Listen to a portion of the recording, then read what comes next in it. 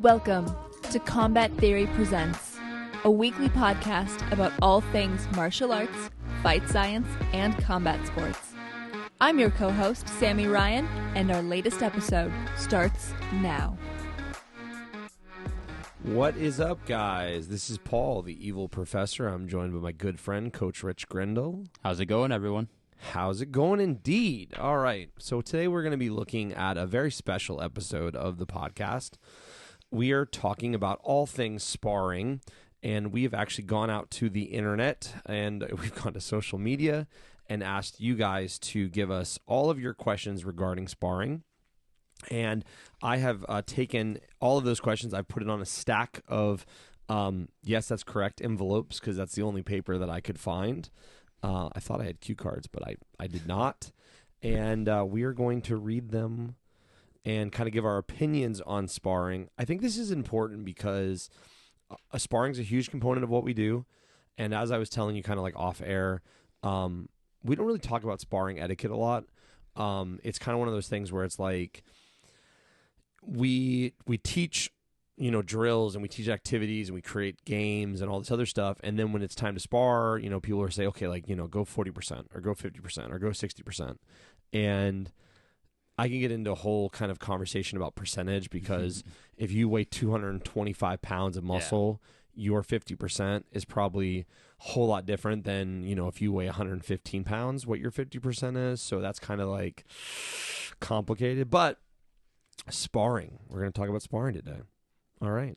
Do you want to read a question first? Do you want me to read a question first? Yeah. I'll read the question first. All right. We'll so have you talk. Pull that one right off the top, and you have to deal with my also terrible handwriting. Oh, it looks way better than mine.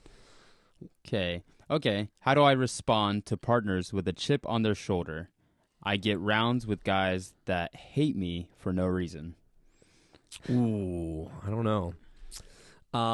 So I guess I'll go first on that one. And I should probably tell you that although I read the questions and I wrote the questions down, I didn't want to spend a lot of time thinking on them. Because sometimes when I think too much on stuff, it just gets convoluted. I'm really picky about who I spar with. Mm-hmm. I'm super, super picky about who I spar with. I'm older. I'm 40. I'll be 41 this year. I've been training for a long time, and my full-time job is teaching. So if I get hurt, that could be a big problem. Mm-hmm. So for me, if there's guys in the gym that I spar with that are, I don't know, they're like aggressive or they're acting like they're upset about stuff, I'm probably just not going to spar with them anymore.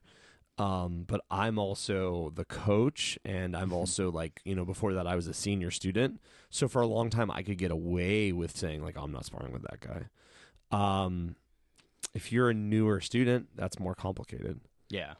What are your thoughts, Rich? Yeah, I agree with you. My first thought would be don't spar with that guy. If you've had one experience, okay, maybe give him a second chance. All right, 2 experiences goes bad, don't spar with him. But like you said, it does get tricky, especially if you're kind of forced with that partner. Sure. My advice, because I have training partners still to this day that I hate sparring for that reason. Okay. So what I try to do is start off being funny, do something silly, kind of from the get-go, create a light. Make it yeah. That way they don't think it's oh, this guy's going to try and get revenge on me, so I need to make sure I really give it to him this time. If they're that type of person, crack a joke if you got that kind of charm. Yeah. Like I said, do something silly. If I'm sparring a guy who's 60 pounds heavier than me and they fight really intense, I'll start with a jumping, spinning uppercut. Something just so stupid that they can't help but laugh or not take me serious. Yeah. Hopefully we can keep it at that pace. Something I do in jiu-jitsu, I'm terrible. My jiu-jitsu is terrible. It's always been terrible. I've been doing jiu-jitsu for since 2007. I think that I've been I give up. I just don't have the mind space for it. I suck at it. I don't understand it. I'm getting there. I'm I'm not, I think it's a great art. I think it's very practical. I just suck at it. This is the truth. And I don't want to give it the headspace to get better at it either because of all the other stuff that I do. But sometimes when I'm rolling with someone that's really aggressive, I'll start asking them really stupid questions. Yeah. What do you think a used sex doll would cost? That's a question before that I've actually like said when I'm like kind of, and the guy will like slow down and start to be like, what? And I'm like, yeah. So like, what would the cost of that be? Yeah. And they'll start to be like, I mean, I don't know. They'll start asking, and they kind of slow down as well. So in a similar way, like sometimes I'll use humor to kind of defuse and bring the situation down. Yeah. I think that comes from, I don't know if you were, but I was bullied for some time. Of course, 100%. Yeah, 100%. So you've been beaten up for just being you, like whatever reason. Yeah, 100%. But if you can charm them, if you can say something funny or make it awkward, then you can kind of like get out of that situation without taking a beating. Yeah. And I feel like that translated to that martial arts. to again, sparring is simulating fighting. So if I want to not get to that level, let me try and diffuse it a little bit. Let me be a little more playful, more relaxed. And I think also too, I guess we could talk on this for a long time. What is your relationship with someone like when you're drilling with them and you're training with them, right? Because I'm a big believer that I don't like guys that just show up for sparring. Oh yeah, 100%. I have when I have my teams and stuff, I have a process. Even if I know you're experienced, I know you fought as an amateur or as a pro, I still will let them go through this process. Again, certain cases they'll go through it faster, other cases it may be months, but to me, sparring really comes down to three main things, which is skill development. You got to have the ability to do these things offensively and defensively. Trust. Again, if they're just coming in for sparring, I don't trust you. Yeah. Like immediately, like, oh, I didn't see you except for last sparring session and the one before that. I don't trust you. What are your intentions? And then that goes into understanding. So skill development, trust, and understanding, those are the three keys to good sparring. Sure. So those guys who just come in to spar, when I ran a team, I didn't. That's not gonna fly. Well, that's the thing, right? In drilling, I build trust with you, and then if I have a good relationship with you in drilling, usually that translates to like we had a guy that in clinch sparring last week, he was they were clinch sparring, and he. We're allowed to kind of like we open hand smack each other a little bit when clinch sparring because we don't clinch with. I should say. The majority of the time, we do not clinch spar with gloves on. Sure. And he kind of like, he went to push him with his like closed fist, and he kind of clipped him a little bit. But they're trained together a lot. They're friends. They care about each other. And the guy was like, "Oh my God, I'm so sorry." And they both knew that their intent was not to hurt each other because they've been training together for years, and they have built up that level of trust. So I think to me, I would try to figure out why do these people hate you. Is it you? Is it them? Right? Because if maybe you're being a prick all the time and then you go to sparring, like they're trying to teach you a lesson. But then the other side of that would be, maybe you need to build more trust with them. Maybe you need to like slow the situation down, diffuse it. Yeah. All right. Let's go to the next question. God, now I want to pass. This question is, I saw your video about tactical resilience. What the heck is that? I guess I should probably go ahead and start. I was going to say, I So, don't use those two words together. I'm sorry. Yeah, tactical resilience, guys. I have a video on YouTube about it. To put briefly, tactical resilience is a term that comes from the military. It comes from combat training, and what it is that tactical resilience is a part of why we spar. So, tactical resilience. I'm hurt, but I'm not out of the fight. So just because you got hit kind of hard doesn't mean that you can't fight anymore. It just means that it hurt. And I think early on when you're sparring, you got to learn sometimes that like, if I get hit and it hurts, it doesn't mean that I can't keep fighting. And that at the basic, that's what tactical resilience is just getting used to being resilient in a tactical sense. Yeah. We've all had the guy that gets kind of touched in the gym and he like, he does too much with it, Likewise, man, talk to any of the long-term martial artist, long-term athlete, stuff hurts. Like, like my left foot has been hurt for a year.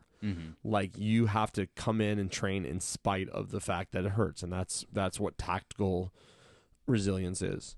And you, off air, you kind of said something about that, where when your students get like hit in the groin. Yeah.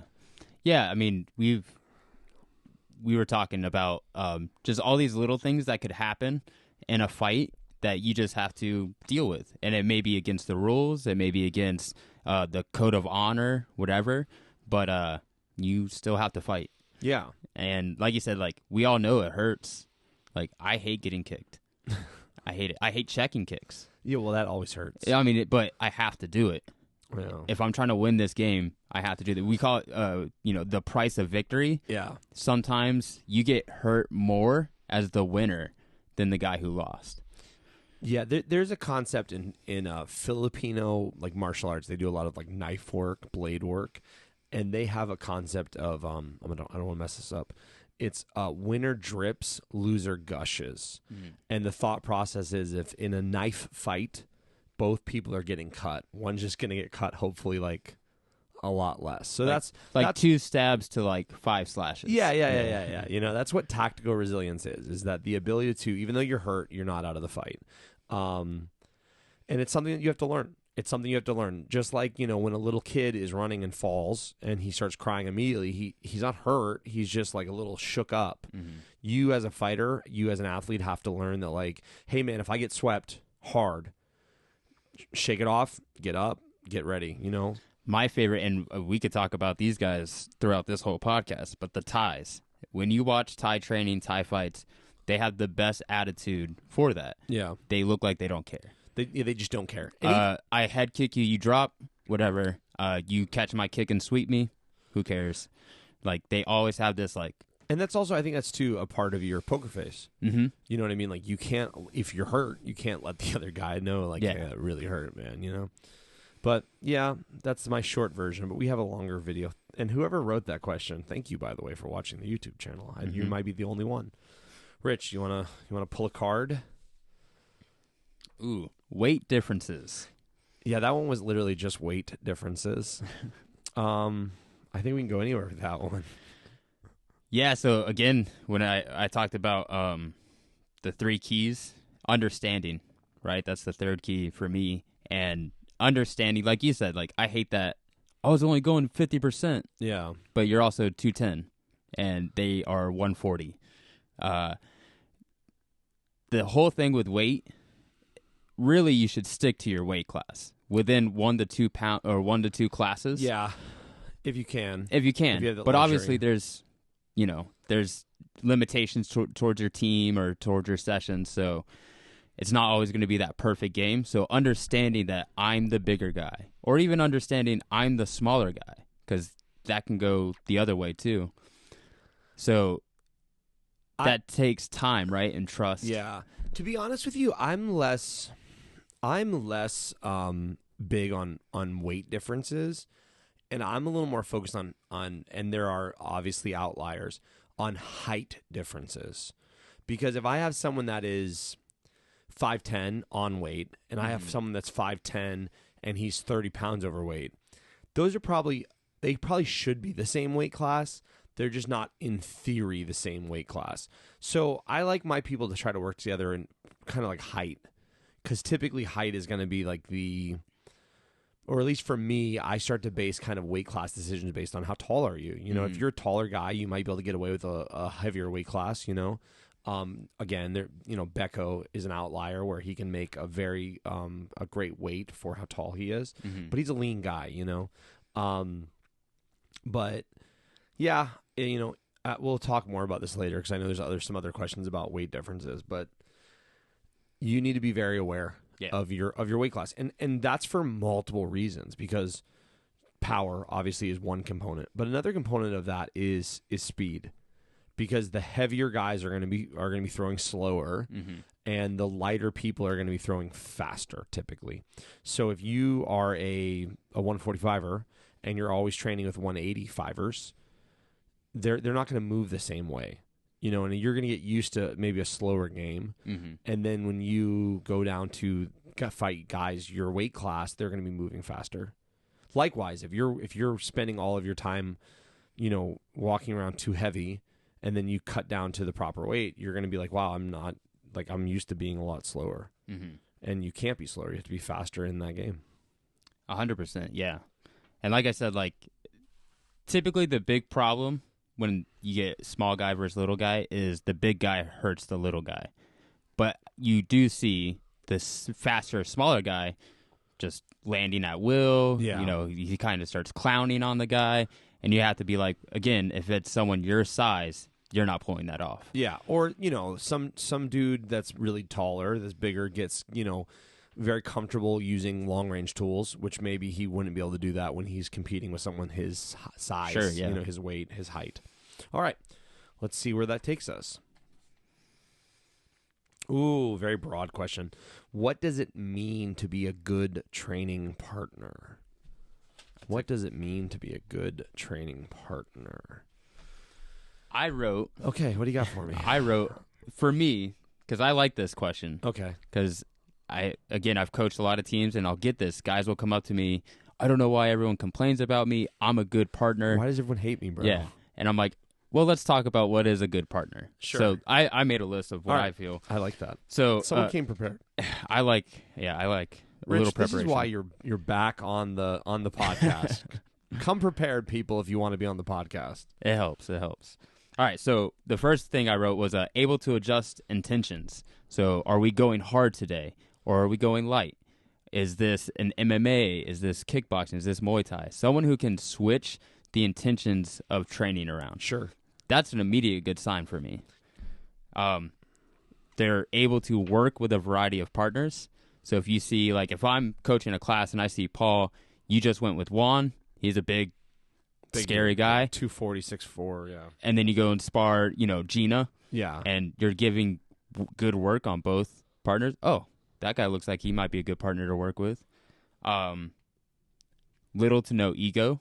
Sure. So, like, again, if you got swept and you got up very angry, Yeah. I don't want to spar with that guy. No. But if you got up like, oh, good job, keep going. Okay, that guy's got, like, no ego. He's just here to work. Again, knowing the rule sets. If we're doing understanding the rules is really important. Like, if you're like, all right, guys, we're doing Muay Thai sparring, and a guy shoots a double leg. Yeah. I don't want to go with that guy. That's not really the rules, my man. For me, I have a rule, and I know a lot of gyms do this. I don't allow "I'm sorry." Okay, yeah, I don't either. Yeah, I've heard you say it. Yeah, stop saying it, please. It's my bad if you want to say something. Yeah. But if you're truly sorry, just don't do that thing again. Yeah. Like, everyone uses "I'm sorry" and then goes back to doing what they're doing. It was an accident. This might be like a life lesson, because "I'm sorry" does not mean that what you did can be done again. Right? Like, because I think sometimes people, even in relationships, they think that if they just say they're sorry, that it's fine. Yeah. This is not how that works. That's not what that word means. Yeah. I mean, I learned this the hard way back when I've done, you know, hard training with better guys when I was younger and stuff. I remember one particular incident where I went for an arm bar on a guy who fought in the UFC, and I was real young at the time. And when I went for it, I was spastic, and I kneed him in the face. Oh, yeah. And I said, I'm sorry. Yeah. And he did a flying knee drop to my chest and says, I'm sorry. I died. I was on the mats. Like, you know when you're so hurt, like, you can't help but laugh, because, like whatever your body response is, like, you just laugh. That's what happened. So I was like, oh, yeah, sorry means nothing. No, that doesn't mean nothing. You know, especially when you're working with a pro. Because if you hurt a pro, that could be their career. I mean, I swelled his eye up. Yeah, I mean, he might not be able to fight. Right. You know, like, we've had guys that are, you know, 2 weeks out from their fights and get hurt, and that they don't get paid. I know a guy that this is kind of on a side note, but he was fighting for $100,000 to fight, $100,000 to win, and he needed to put together a training camp. And he had fought for that organization multiple times. So he told them, he's like, I need money to set up my camp. And he was a good guy. He was reliant. They had been with them for a long time. They gave him $100,000. And then he got hurt in that camp, so he couldn't fight. He was still on the hook for $100,000. And, like, you know, if you hurt a pro and say, I'm sorry, like, you just took money out of their mouth, man. You took money out of their family's mouth. So it's like, I'm not a huge fan of the word I'm sorry. Just be better. Yeah. Just do better. And also, like, newer students, sometimes like you have a newer student that like they're trying to throw a jab at you and their jab lands and they'll say I'm sorry. And I'll be like, that was your intent. Your intent was to punch me with your jab. This is what we're here for. This is why we're here. You don't need to punch me. I'm sorry. Mm-hmm. I'm sorry. I'm sorry. I'm sorry. Like, no, you're not. Like, you're paying to punch me in the face. Like, there's nothing more painful than that student his first week or two of sparring, because he's going to say it so much, and he's going to say, I'm sorry for saying I'm sorry. Yeah. And it becomes this like paradox, and you're just immediately, the first time I hear it, I'm like, listen, we don't say that. No S word. You know, if something bad happens, let's slow it down, talk about it, but we're not going to just completely say I'm sorry. Mm-hmm. Cool. So those are good partners. Strive for those things, people. The 2 points that I kind of would add to that was like the first one where you said like being able to do a lot of different things. To me, I look at that as like a costume. One of the things that I think makes you invaluable in a gym is if I can show you a fighter and I can say, hey, can you emulate that person? I need you to be that person because our fighter is going to fight that person in 6 weeks, and I need someone that can act like that. So if you can wear the costume of another fighter, that's super valuable. Yeah. Sometimes we see guys in the gym that or we see guys in fighting that like in the UFC or higher level fighting where they come in and they have a very unique style, and for a long time it's hard to beat them because we can't get someone in the gym to emulate them. And if you can't get someone in the gym to emulate them, it's hard to drill and you know, spar because they don't see any of that stuff until they're in the cage with them. And the other thing that I would say is that if you want to be an invaluable training partner, learn to feed mitts really, really well. Because if you learn to feed mitts really, really well, every training camp will want you there. Every coach will love you. You become someone that like, oh, you know, I know Robert can feed mitts, so let's get Robert here and let's get this guy here and all this other stuff. So those are two of the things that I would say on top of all of your things, which I think are very true. And shower, please. Yeah, just in general, be a good person. I think really what it comes down to is the golden rule. Treat others how you want to be treated, right? So like if you can just stick to that, you don't have to know every rule set and all that. That's great. Like you said, it's super invaluable.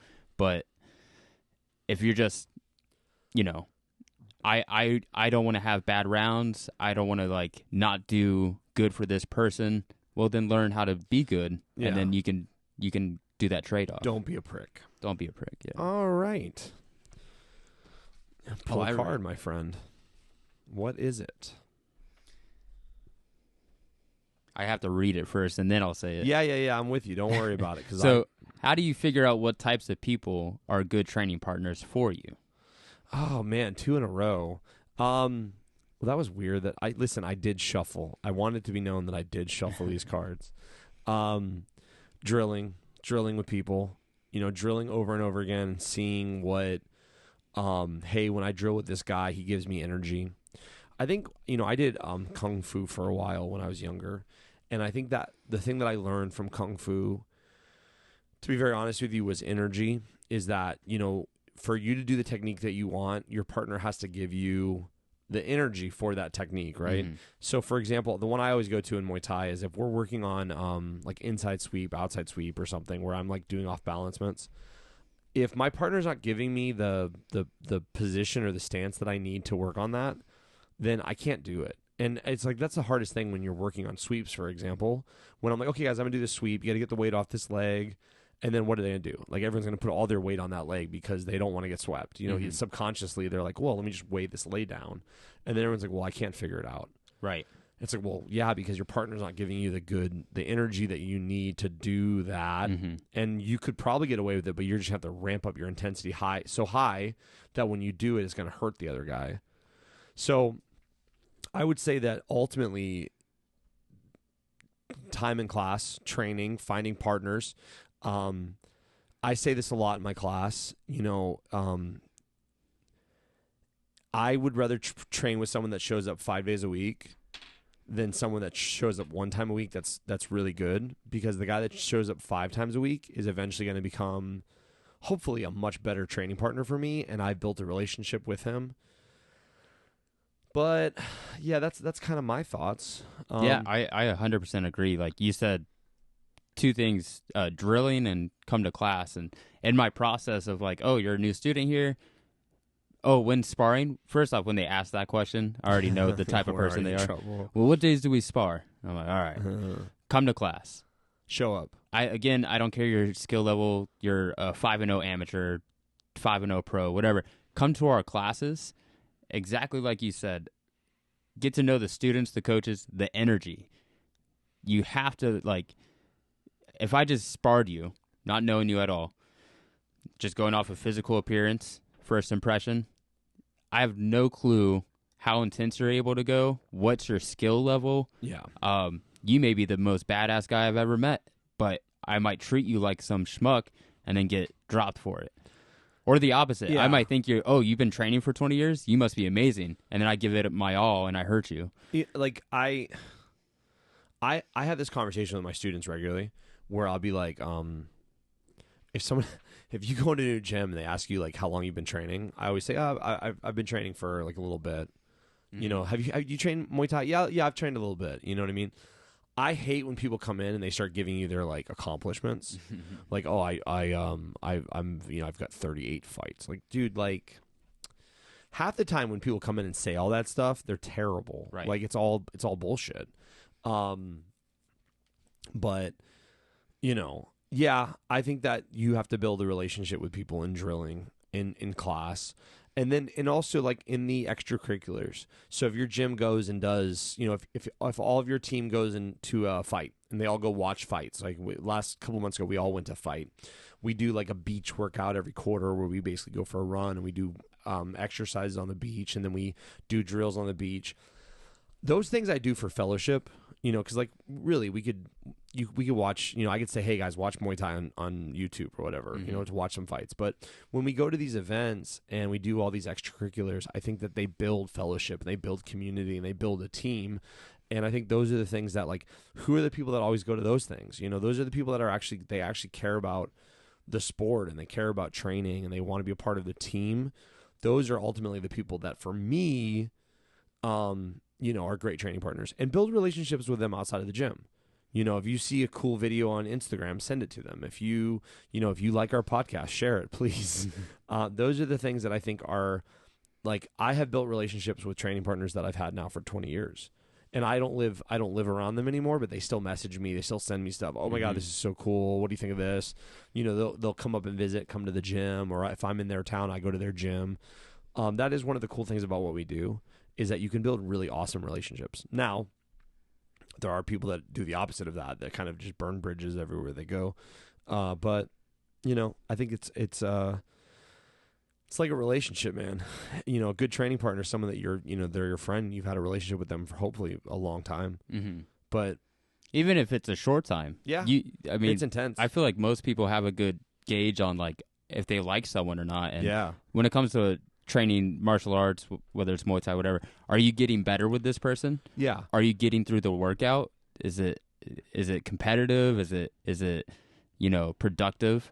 Well, then that's probably a good training partner. Are they adding stuff to it? Yeah. You know, like maybe you didn't get a part of the technique, but they did. Mm-hmm. And then when you go back and drill, it's like you're both adding pieces in. Yeah. All right. What do I got here? Oh, okay. This is from a coach, and he said, how often should my team spar?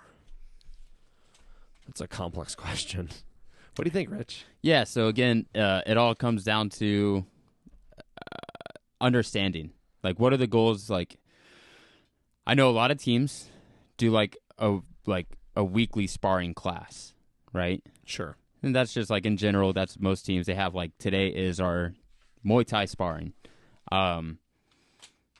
If you got a guy who's fighting soon or a couple guys fighting soon, then maybe, you know, you feel it's necessary to ramp it up to where they need 2 or maybe even 3 sessions in a week, and you're picking which days are like hard sparring or technical sparring. If you feel they need that kind of amount of sparring. I know a lot of athletes these days kind of go off on their own and they spar with other teams, you know, sure, outside of their main team. So again, it comes down to understanding that athlete, those athletes, they need to have that relationship with the coach. And if the coach feels, hey, I only need you guys sparring twice a week You're going to do our team sparring, and we'll do a private session. Okay, if you feel that's necessary. If you don't, hey, guys, you can get away with just class sparring. Yeah.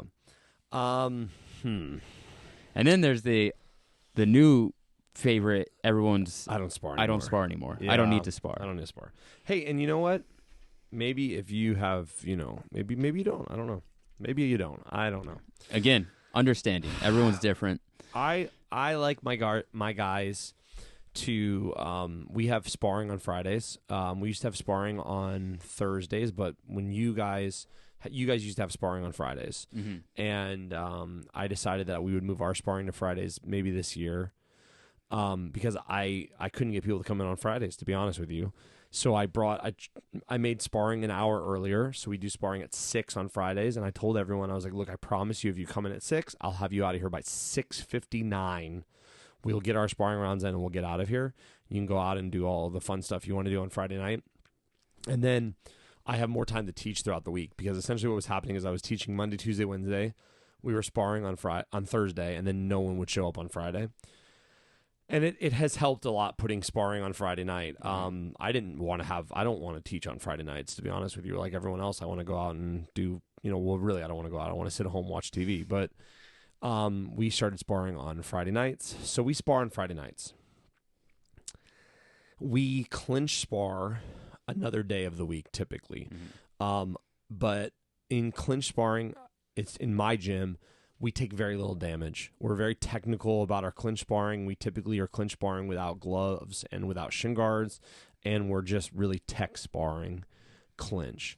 One time a quarter, we do as a team, we do hard sparring, where like we'll just kind of tell everyone, like, we have a cage in our building, or we have a ring in our building, and we will basically do matchups, and we'll do simulated 3-round fights.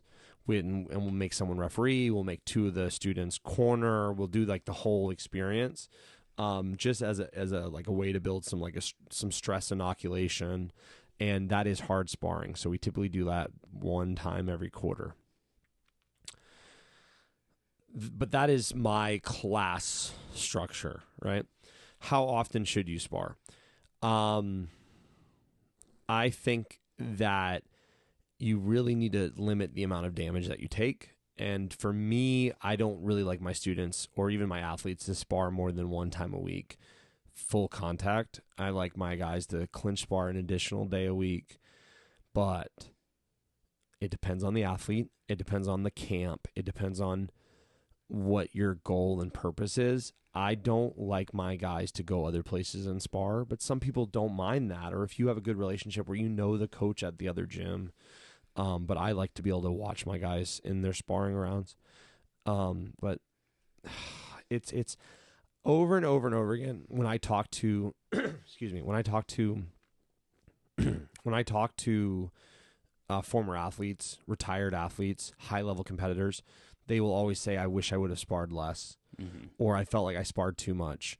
So we're trying to figure that out. The problem is that from a scientific standpoint, we don't really have a lot of information on what the ideal amount of sparring is. And then you got like the Max Holloways that talk about how they don't spar anymore. But, how intense is their drilling? We use a concept called freelance drilling, where although you're doing a drill, you can freelance other things in, where you can like, hey, maybe we're working on like jab cross back and forth, but then every once in a while the other guy throws jab cross and maybe he throws a kick or whatever.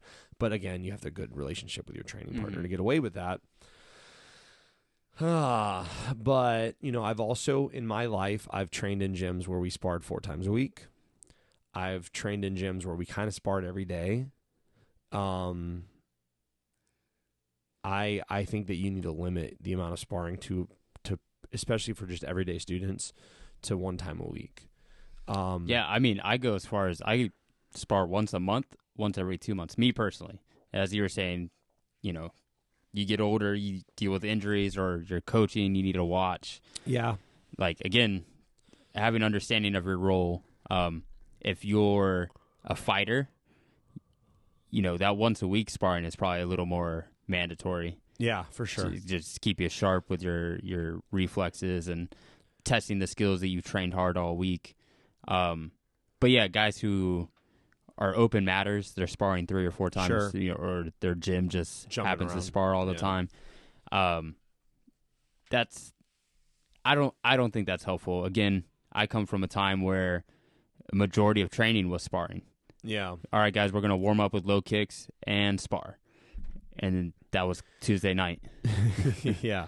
I also was in a gym for a while where they decided they were only going to spar 1 time a month.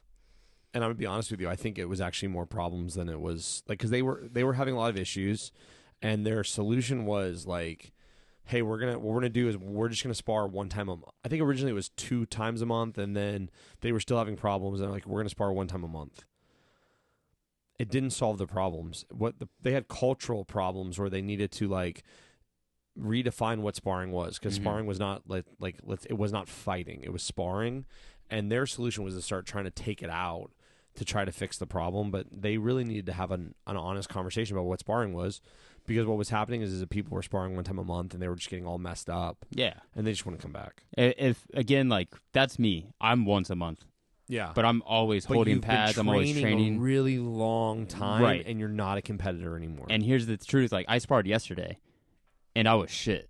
Like, I was not good. Because I've been playing the role of my students' opponents lately. So all my training is me getting beat up. Yeah. So, you accept kicks. Yeah, you accept things. Yeah. My defense was on point, but my offense was pretty trash. Look, same way, man. Like, I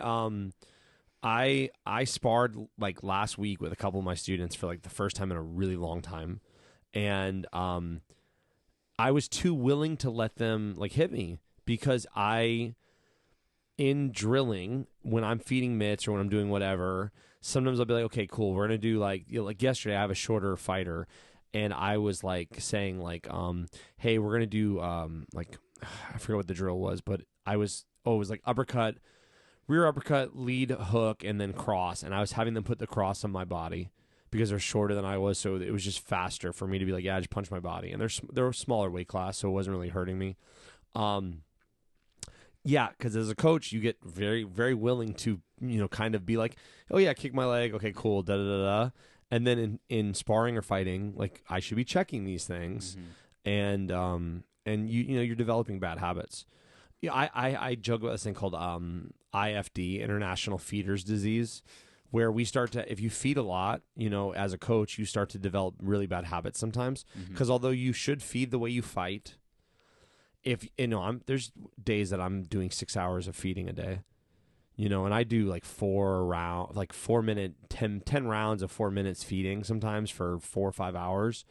Like I drop my hands, and I'm like, not really worried about myself, because I'm trying to build this fighter to be a great fighter. Or too, like, emulating opponents. Yeah. Like, if I have a very specific opponent that I know about, oh, he drops his right hand, I'm going to emulate his mistakes. Exactly. And what that's going to do is, to some extent, that's going to make me start to have those mistakes. Even Even though you know better, knowing's not enough. You got to drill. You got to drill. You are. I say this all the time. Small mistakes in training become devastating failures in fighting. I'll say that again. Small mistakes in training, devastating failures in fighting. And like, if you're emulating mistakes as a coach, sometimes you're going to be, or as a feeder, that could be problematic. Yeah. All right, Rich, pull a card, my friend. What do you got for me? We got.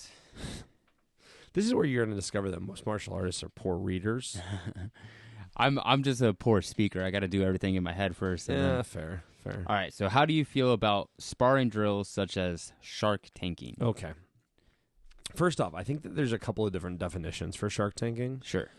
So what I define as shark tanking is one fighter stays in the round, and they're getting fresh training partners, whether that's a fresh training partner every round, or sometimes like we would MMA Shark Tank, where they might get 3 or 4 different fresh partners in a 5-minute round or something. Is that how you see Shark Tank? Yeah, that's how I use it, and a lot of gyms I've been with have used it. There's other things too, like you get a fresh partner every round. Sure. Maybe you're changing what you're doing each round, like up downs or something. Yeah. I've seen this in jiu-jitsu too, where it's like, the one guy stays on the ground and then just keep getting someone new on top constantly. So I think it has a purpose in the gym. For me, the purpose is to is kind of to beat up the person that's staying in there to some extent, and I think maybe less physically and more mentally is what I'm saying. Beat up wise, I think it goes both ways. Yeah, physically and mentally, because essentially, let's say we're doing what I would call the common one, which is for MMA. One guy in the middle, he's got 3 or 4 partners he's switching with. One guy's grappling on the cage, one's on the ground, one's holding mitts, etc. Yeah. You're fighting 4 people. Yeah. If you're fighting one guy, if you just have one drilling partner, then his energy levels are going to kind of match your energy levels. If you're in better shape, tired, yes. Yeah, if you're in better shape, you're going to crush him in a round. Sure. So you use those 3 or 4 guys to kind of really make it harder than the actual fight. Yes. And if you can, as a fighter, if you can mentally and physically get through that and even come out on the winning side, because a lot of times it's not intended to win. I'll use it as a worst case scenario. Yeah. And, I think it does help build a lot of confidence to the fighter. Character. Mm-hmm. Character's a big one. Yeah. Sometimes what we'll do is we'll do 5 rounds of kickboxing, and the one guy will stay in the ring, and every round he'll have a fresh person, and it's kind of the same idea. You're getting tired, they're not, and you have to go in spite of the fact that and it's worst case scenario training. Yeah, because I think one of the biggest fears that fighters have is I'm going to get tired and he's not going to be tired. So we're just facing that fear head on and saying like, hey man, even though you're tired, it doesn't mean that you can't still work. Right. And also it's a tool where if you have an athlete that's way above the other athletes, he's more athletic, you can kind of like negate that by making him stay and other partners are coming in. A lot of times we as coaches will say it because we know it to be true, but like the fight is won before the fight. Sure. And there's certain moments in training where you as a coach will see your athlete perform in a way and you go, wow, I have no doubt now that they're going to perform at their best. Yeah, or the and opposite Shark of Tanks, that. Or the opposite. And Yeah. Shark Tanks will point that out. They can be great on their solo mitt rounds. They could be great with their drilling rounds with their partners. But you put them in a Shark Tank and they do poor, well, we got to change a couple of things. We got to do some new drilling to build that confidence. Then we'll come back to a Shark Tank and let's see what's different. And that goes back to, perseverance. Mm-hmm. Are they able to push through regardless? So I think it's valuable. I don't think that it's something that you're going to do often. For me, we might do that 1 time or 2 times in a 10-week camp. Yeah.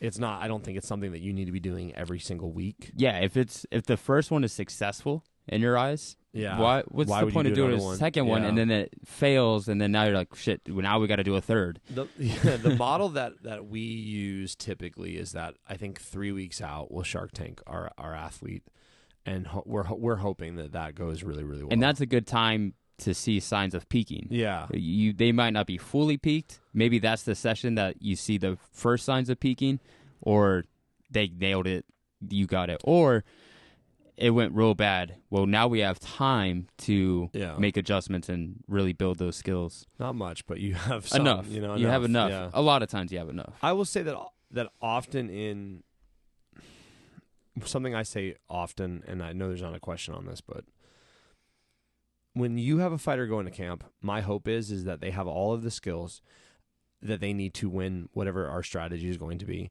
We're just trying to sharpen that. And I think Shark Tanking is one of those things where it's like I have to believe that my fighter has all of the mental fortitude that he needs prior to the start of the camp. But through the camp, a big part of this, my one of my friends, Juan Brea, says this: you are confidence building throughout your camp. You're building the confidence that the strategy that we have developed, that you can execute at it 100%. And that's why it's when I get really hot on my guys when they start missing camp days. Because I'm like, look, this is not like if outside of camp and you're missing days, we can talk about it. But inside of camp, if you're missing days, it's unacceptable. All right. Let me see. Long reach here. Okay. This is a question. Interesting. Is it okay to throw elbows in heavy cage or ring sparring? Yeah, I'll start with that. Yeah. I mean, yes. What are again, the rules? Yeah, exactly. The understanding. Again, trust. And do you actually have skill to throw elbows? Generally speaking, if we're throwing elbows in the gym, we have elbow pads on. Sure. So have I drilled with elbow pads? Can I actually elbow and land with the pad? Am I wearing elbow pads right now? Right. Yeah. Did coach say we're allowed We're to throwing elbows? Yeah. Am I going with a guy I can trust to, if I hit him with elbows, he's not going to freak out? Or, again, if he hits me with an elbow, and is he going to hit it with the pad? Because this is something those pads move. Yeah. So it's supposed to be on your elbow joint. Well, you throw one or two elbows or you block a couple kicks, it slides to the forearm. But if you aim the elbow with the joint, you're not hitting the pad at all. Are you forearm bashing or are you elbow striking? Yeah. And you have to have that trust to where, is my partner going to actually kill me with the elbow? Are you drilling elbows in class, or is this guy just an idiot? Man, there's so much to unpack there. First off, rules of engagement. Whenever we do sparring at the gym, I always go over the rules really quickly. And what I usually, to how in-depth that is, might not be that in-depth at all. Like, for example, the vast majority of my guys understand what modified Muay Thai means. Hey, guys, we're doing modified Muay Thai rules. No elbows. You can knee to the body. You can't knee to the head. All right, let's go. Like that might be the synopsis, right? If I have people that everyone was here the last 5 weeks of sparring, week 6 of sparring, I'm not going to re-explain the rules. Elbows are complicated because, first off, elbows, for those that don't know, elbows are a cutting tool. They're designed to cut. They're designed to cut the eyebrows, the nose, the cheeks. That's the kind of the point of the elbows. I'm using it to cut the other person. So typically in sparring, we're going to hopefully be wearing elbow pads if we're drilling elbow sparring. So if we're doing full rules Muay Thai. So that's one. 2, so do I trust my partner that if their elbow pad comes off, they're going to adjust it and they're going to fix it? Because, even we've seen in full rules Muay Thai amateur fighting in Florida where the guy's elbow pad has come down and he doesn't stop to say hey, this is covering my forearm, not my elbow anymore. He may not be aware of it. So I'm not saying that it's intentional. What are the rules? If you are, in a modified Muay Thai round and the guy starts throwing elbows on you, then no, that would not be cool. But if the understanding is that we're sparring full rules Muay Thai, then yeah, I guess it's fine to throw elbows. But my other question would be, if you're doing that in your gym, everyone needs to be wearing elbow pads.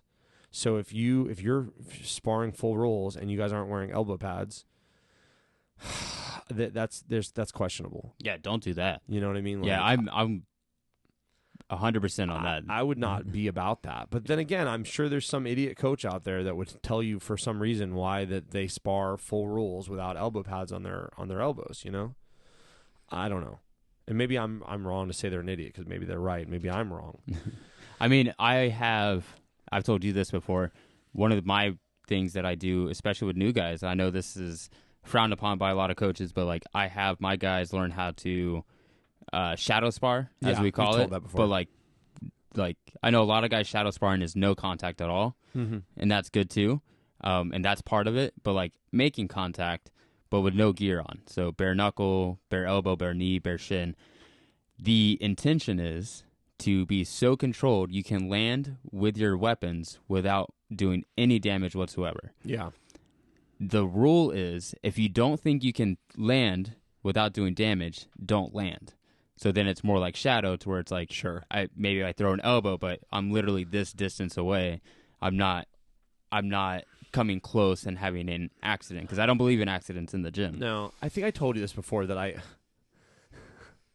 So, Burton Richardson in Hawaii, he does like open hand sparring where he touches like the top of the head or the shoulder. And I trained with the Shevchenkos, and they do the same thing. They open hand spar.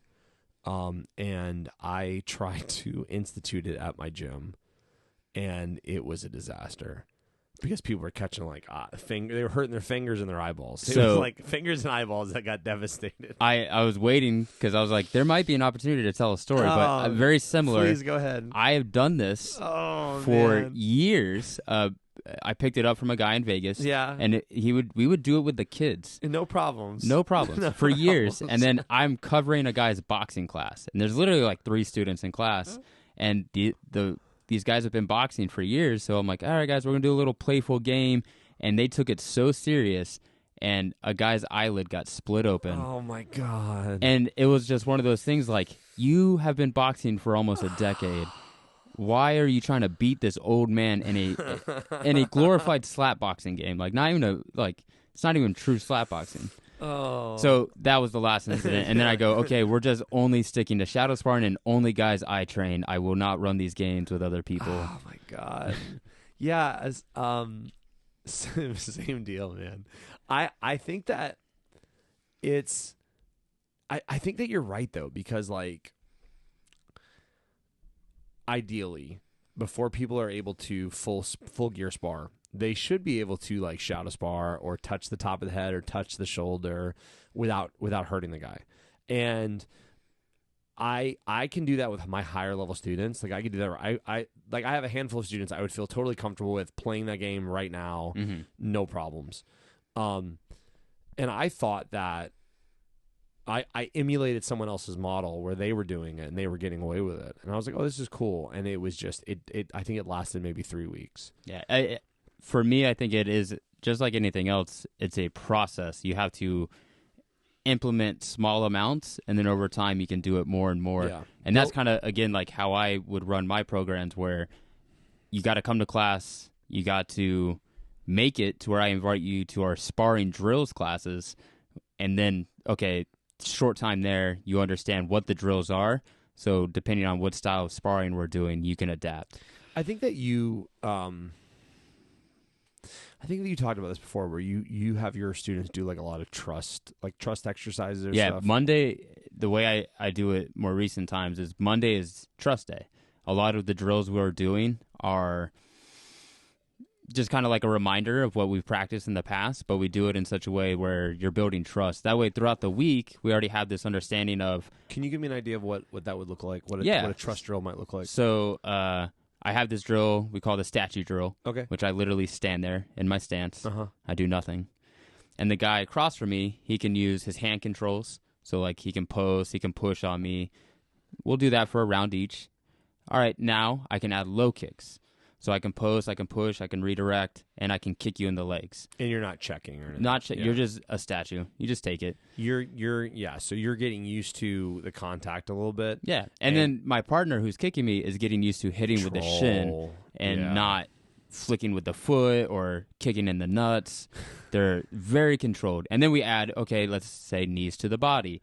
Okay, we can show the elbow. We're not touching with the elbow. You can just show it. Yeah. Just show. And then the other guy, he's getting reps with his eyes. Yeah. And then we could just build from there, and we'll get into some more like specific drilling. But Monday, ideally, is like, let's build some trust today. So throughout the week. By Friday, we trust each other well, or hopefully better. You know what's interesting? I think that when I first started training, it was really hard to get shin guards. Like, it was hard to get very good quality shin guards. Mm-hmm. So when we first started training like Muay Thai, we didn't really train with shin guards. So you would have to learn how to like very safely kick, because you couldn't connect. You had to really make sure that you were connecting like your bone onto their soft tissue, and you had to connect with enough, with enough power that it connected, but not enough power to like hurt the other person, because you guys are both drilling back and forth. And then when you were working on like shin checking, you had to be very like careful with each other. Mm-hmm. Now, because it's super easy for everyone to have shin guards, we don't really do stuff like that much anymore. And because we don't do stuff like that much anymore, I think that like people don't have as much awareness of like what part of their foot or leg is kicking with, or like how much power they're putting in because they have this big foam pad.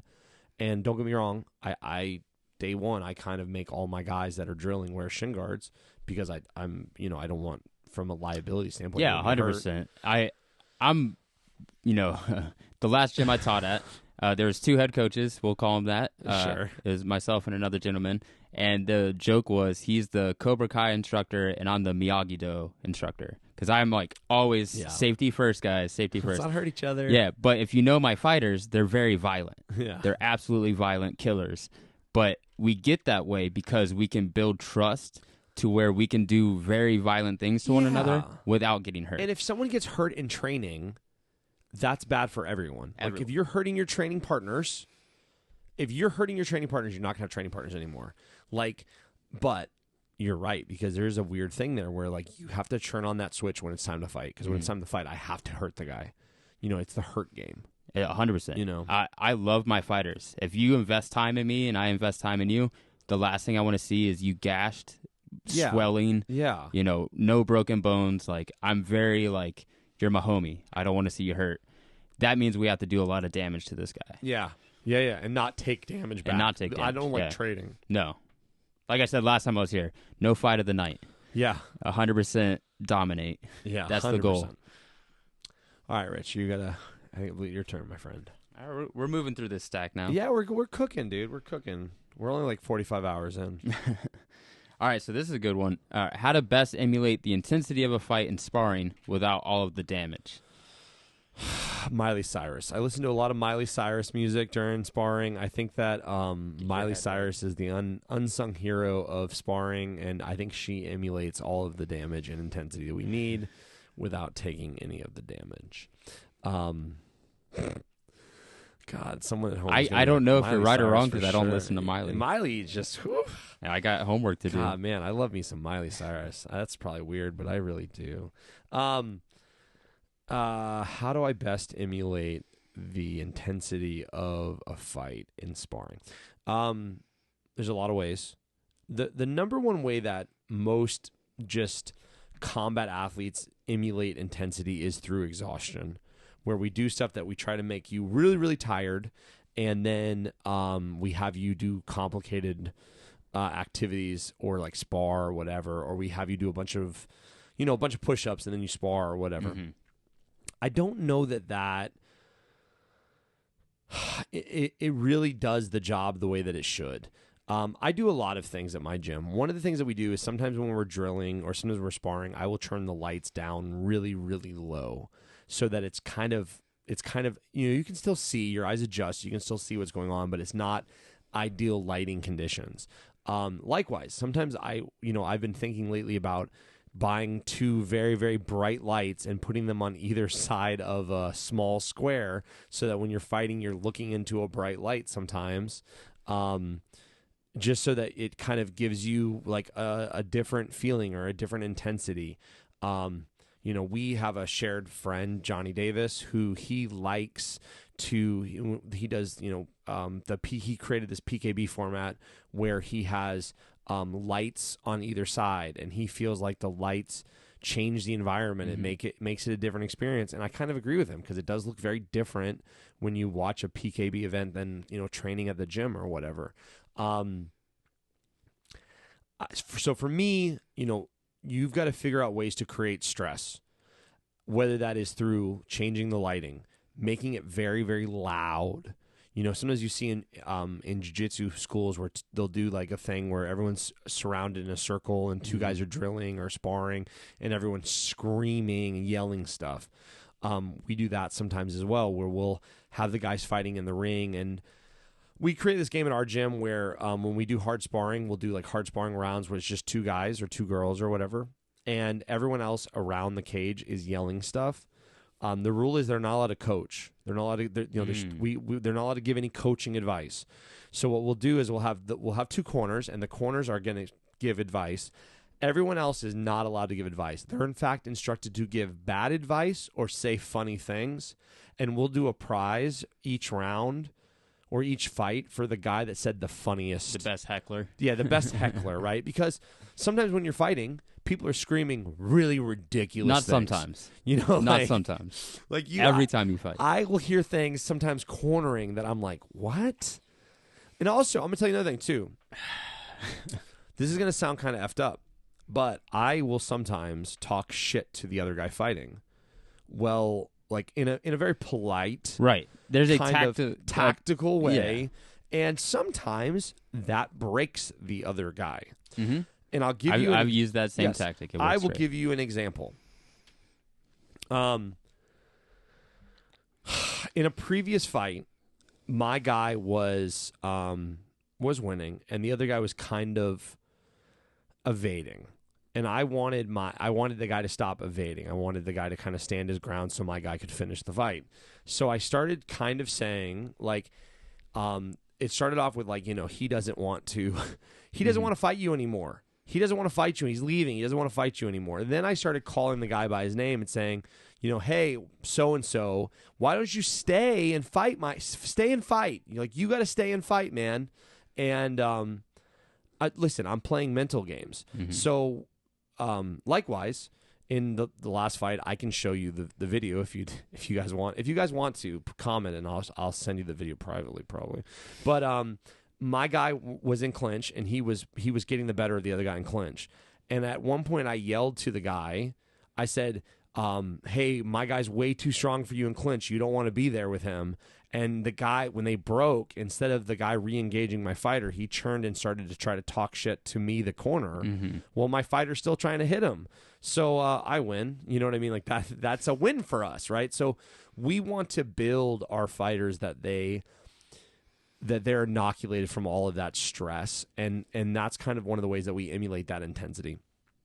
Kind of a funny story. I have a guy that's a triathlete. He's actually run an Ironman triathlon, which is like a marathon, a huge swim. Something I'll never do. Craziness, right? And he ran a triathlon, and then the next kind of thing he did maybe 3-4 months later was he fought a Muay Thai fight. Amateur Muay Thai, so 3 2-minute rounds, so 6 minutes. And about 30 minutes after he fought, he lost the decision, but it was a good fight. It was close. He was like, man, I was so tired in there. Like, how do I need to work on my cardio. And I'm like, yo, dude, you just ran a triathlon like 3 months ago. And he's like, yeah. And I'm like, are you tired right now? It's been about 30 minutes since your fight. And he's like, oh, no. I'm like, could you go for a run right now? He goes, oh, yeah, 100%. I was like, 30 minutes after your triathlon, could you have gone for a run? He's like, no, I went to the hospital. Yeah. And I was like, okay, so you weren't tired. What happened is that your central nervous system couldn't process all the data. And because of that, you felt fatigue and adrenaline dump and all this other stuff. So it's not like often fighters are talking to me about how they can fix their cardio. Mm-hmm. And these guys are athletic. Like, it's not that they have a cardio problem. It's that they have a stress inoculation problem. Yeah. Yeah. That's, I say the same thing when guys ask about running. And again, I'm not a track and field coach. I'm not the guy to come to. But if you're fighting, your coach has a belief that you can make it through the fight. If not, obviously they think you can win the fight. So cardio is usually not an option at that, or not an issue at that point. If I go, hey, I think you should fight on this card coming up. What do you think? Yeah, I can do that. Okay, cool. I'm not going to, hey, what's your cardio like? Because I see it in the gym. 9 times out of 10, it's not your cardio that got you the loss when you got tired. Everyone gets tired. I was just talking to this yesterday with a student. She's getting ready for the Point Muay Thai event, and she, great skill, just never competed before. Sure. So there was a time, it was her last round, literally last 10 seconds, and I'm like, go forward, just trust me, go forward, just doesn't matter the combo, go forward. And it looked like crap, just bad technique, but I told her, I'm like, look, if you hadn't done that, you might have lost that round. And It looks bad, it's ugly, and you're going to be embarrassed when you see it on camera, but it's what won you the round. Yeah. You have to do it. Again, it goes to that tactical resiliency. You have to do it do you want to win? Well, I don't care what you look like. I don't care how you feel. You have to do it. Jack Dempsey said a champion gets up when he can't. And I think that sounds kind of silly, but that is the truth. Mm-hmm. Like, you have to have the mental fortitude. Kind of a note on running that I think is kind of interesting. I'm an exercise physiologist. Running is not the best form of cardio that I can think of because it's high intensity, which means, and it's like high impact, right? High impact for sure. Yeah. I used to love running. My students back in the day used to hate going running with me because I would take them through the trenches. Yeah. And I've done it so much now to where my doctor's like, you shouldn't run. Your spine is just trash. I love to run. I enjoy running, which is going to sound crazy because I really do enjoy running. Now, the last 6 months, I've had kind of a foot injury that's prevented me from being able to run. But again, that's a foot injury because of running. Mm-hmm. There's two things about running that is very valuable as a fighter, and I don't think that fighters fully understand this. You're not running for cardio. There are better ways to get cardio. There are low impact ways to get cardio that you're going to get much better returns. Go walk on the stairs at your local gym on like 6 or 7 speed. That's going to have a cardiovascular effect on your heart in a way that you are not mentally prepared for. It's going to kick your butt, and it's going to be almost no impact because you're not landing hard. But there's two things about running that are very valuable. The first one is that, you've heard of shin splints. When you're running, you're building your low bone density. So you're building the shin bones are, you're getting that, essentially microfractures. Those microfractures, if your nutrition is on point, are going to build back stronger. You're going to have a better bone density because of that. So Muay Thai fighters love to run because it builds low bone density. That means that when you check kicks, you're going to get the better of that check. But the ultimate reason that people run for fighting is that mental barrier.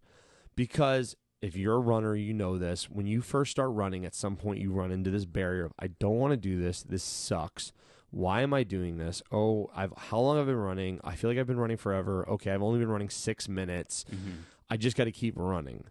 And then you break through that wall, that mental wall. And then frankly, you could probably run for much longer than you'd imagine. Like I've had times where I was running 10 miles 5 days a week, and I would get a mile in and I'd be like, this sucks. Why am I doing this? I hate running. Like, it's cold out or it's warm out, or man, I should have, created a different playlist, like whatever.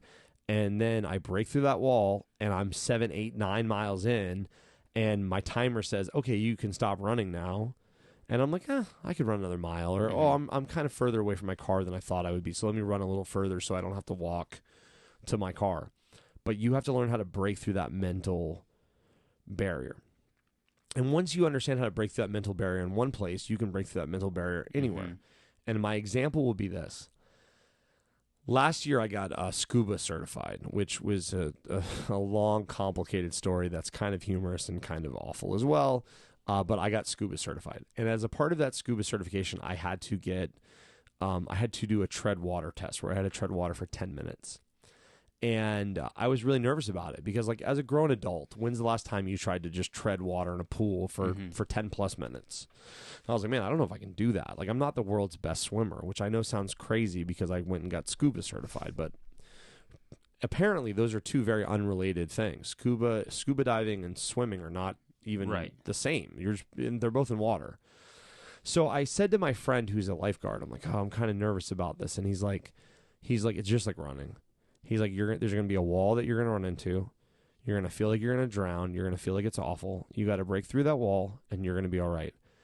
And I was like, all right, man, if you say so, So I go to the pool, and I had a private guy, just me and him. And, I'm like, all right. He's like, whenever you're ready, we're just going to jump in the water. You got to push off from the wall.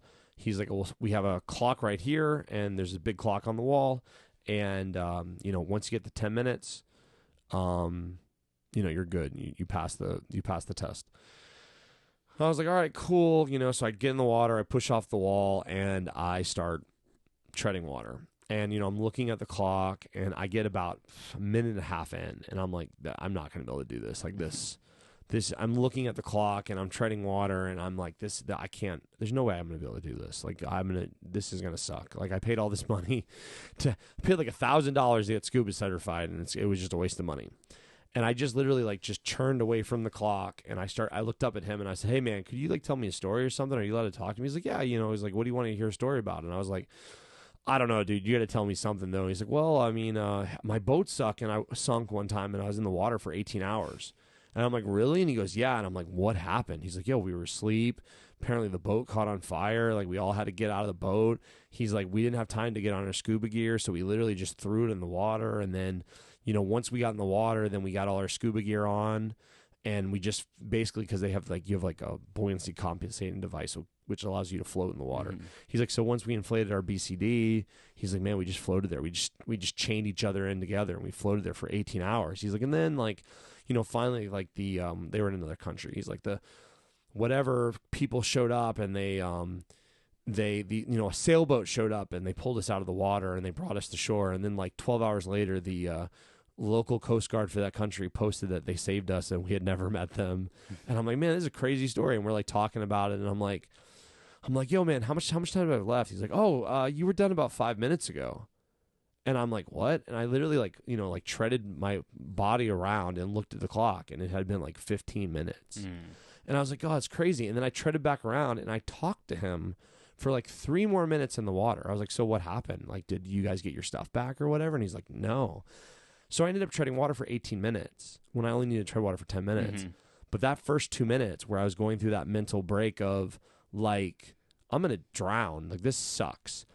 Because I had so much experience breaking through the mental wall of jogging, of running, it was very easy for me to translate and go, okay, I need to think something else. I need to go somewhere else. But if you don't have practice breaking that mental barrier, that's going to be very hard for you. So I guess my question would be, how often are you working on, like, Goggins says, do one thing that sucks every day and it makes you a better person. I think there's a lot of truth to that as well. Yeah, 100%. I agree. All right, next question. Clinch sparring. What are the do's and don'ts? Do clinch sparring. I think that's probably a good idea. Don't cut your partner. Yeah, I think, again, a lot of this goes to the golden rule. Treat others how you want to be treated. The big don'ts, basically just don't break the rules. Don't knee the groin. Don't hit the back of the head. I know, like you said, and this is common for a lot of gyms, they do clinch sparring with no gloves on. No gloves. Right. So clip your fingernails. Toenails, yeah, please. Don't smack with the palm. Grip. There's a difference. Like, yeah. Don't poke the eyes. Essentially just do the rules. I think that, so that one of the reasons a lot of gyms don't clinch spar with gloves is because the Velcro of your glove can scratch up the back of your head and neck like really, really badly. Mm-hmm. And when we're fighting, usually we'll tape you in your gloves, which mitigates some of that. But then also, it allows you to learn to grip and to manipulate your hands in a way that's a little bit, bit of a better educational tool. But I think that's a pretty simple question. I'd say, like, follow the rules. Yeah. Don't, you're touching them with your knee. You're not penetrating your knee through them. Mm-hmm.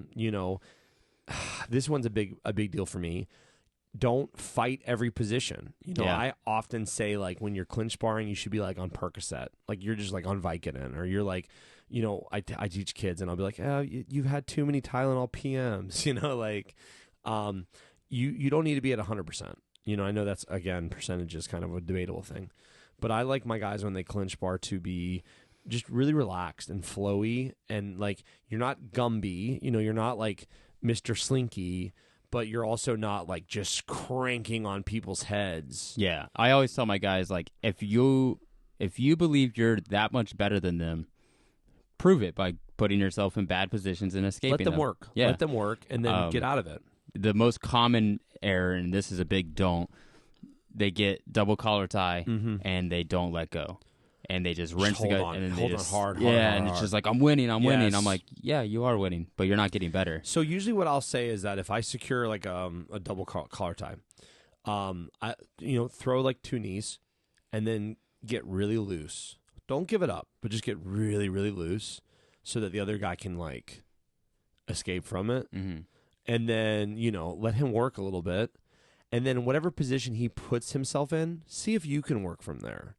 So maybe he's got like a head and arm or something. Can you knee? Can you score from there? Because in something that I try to explain to my athletes all the time is that there's no one position in clinch that's like you're unable to be scored on. I can score from any position. I tell my guys this all the time. You can have your double collar tie, and I could finish you from wherever I'm at. Like I don't care. Like I can beat you from anywhere. That's my mentality, or that was my mentality as a fighter. I can beat you from anywhere.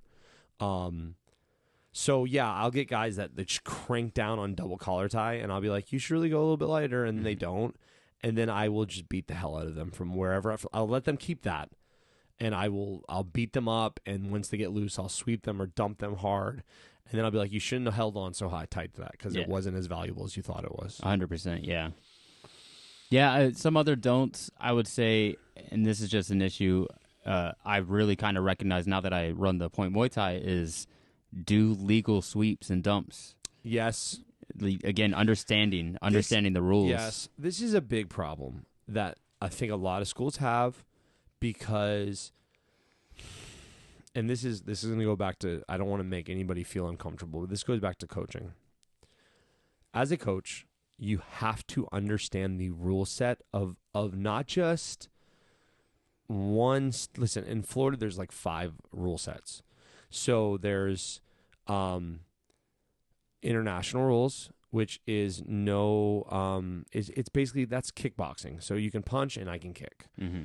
There is modified Muay Thai where there's no elbows and I can only knee the body. There's full rules Muay Thai where I still can't knee the face, but now I can elbow with elbow pads. There is a style that is called full contact. There is a style that is called with the throws. What is it? Sanshao? Sanshao or Sanda. Sanda. Both of those, yeah. There is there's another one. God. Anyway, there's like in Florida, I coach in Florida, there's like 5 or 6 amateur kickboxing rule styles. You don't need to coach all of them. You just need to have at least an understanding of what the rule sets are. Because you might get into a situation where, my guys typically fight in either international rules or they'll fight in modified Muay Thai. So what happens is when we go to a tournament, like the World Classic, I'll try to put the guy, because it's by weight class. So if I have 2 guys that are the same weight class, same number of fights, they would be the same weight class, same division, but there's different rule sets. So I'll take the guy that has better clinch and I'll put him in modified Muay Thai because he's better in clinch. And the guy that has maybe not as good clinch, I'll put him in international rules. So it's punching and kicking, which is what kickboxing is. Yeah. And I've actually won 2 world titles in international rules, even though I don't teach international rules at the gym. But it's very easy for us to say to a fighter, like, hey, you can just kick and punch him. Right, yeah. Like no clinch, just kick and punch. Okay, cool. You got to understand the rules. And when it comes to clinch sparring especially, you have to understand what are the rules. And a lot of MMA schools, when they get into clinch, you'll see their guys start trying to go for like head and arm throws, hip throws, and it's not legal in Muay Thai. And it ends up can be really devastating because if I threw the guy hard enough, in theory, that's a disqualifying throw, right? Like he's hurt and I did an illegal technique, I'm going to lose that fight because of it. At best, I'm going to get a no contest. And if you're way ahead and you do something like an inside leg trip, which is illegal, or something like to that extent, it's just a sloppy way to lose a fight. Yeah, and again, it would embarrass me as a coach if I have a fighter who's continuously breaking rules, because that's a reflection of my teaching. Yeah. and I hate being embarrassed. But are you the coach that knows the rules? You know what I'm saying? Yeah, Like, no, and again, like, don't sign them up for a rule set that you yourself don't understand. one of the things that we do like sparring, group. We do like open sparring at my gym where I'll invite a bunch of gyms in, and you'll see other gyms where we're Muay Thai sparring, and they'll go into clinch, and then they'll try to hip throw, and I'll be like, hey man, that's an illegal throw, and they'll be like, what? And like it's news to them.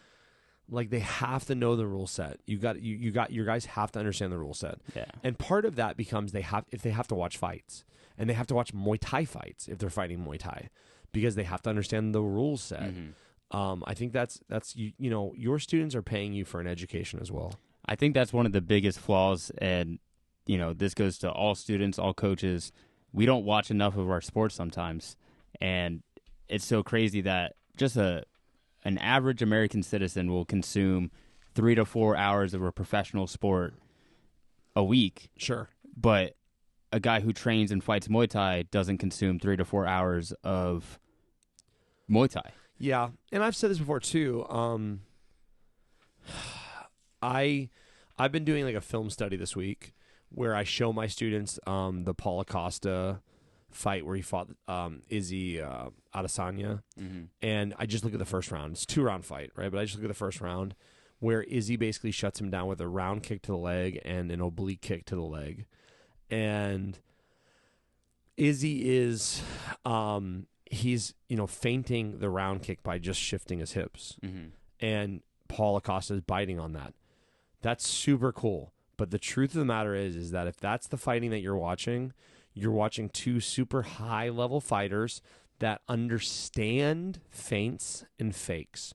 Because I say this to my guys all the time, man. If you feint something and the other guy didn't understand that it was there and he didn't react to it and there's no reaction to it, it gives you some information, but it also was a waste of your energy. So you need to watch fights in your... Like, what is the local Muay Thai? What does the local MMA look like in your area? Because that's where you're going to compete. Yeah. So what works? What doesn't work? 1. 2, what's a 145er look like in your area? Right? I mean, I think that's something you need to understand. What does a 155er look like in your area? Because, man, a 185er in Orlando is a monster. Like, that dude is going to probably be shredded. He's in great shape. He looks awesome. So if you got a guy come in your gym that's like, wants to compete and he's overweight and you're like, well, what weight are you thinking about? He's like, 185. You might be like, yo, dude, the 185 guys in this town are huge. Yeah. So do you really want to be a 185? Like maybe you're like a 175. Maybe you're like a 165. So that's 1. 2, I was going to say that you need to watch the rule set that you want to compete in.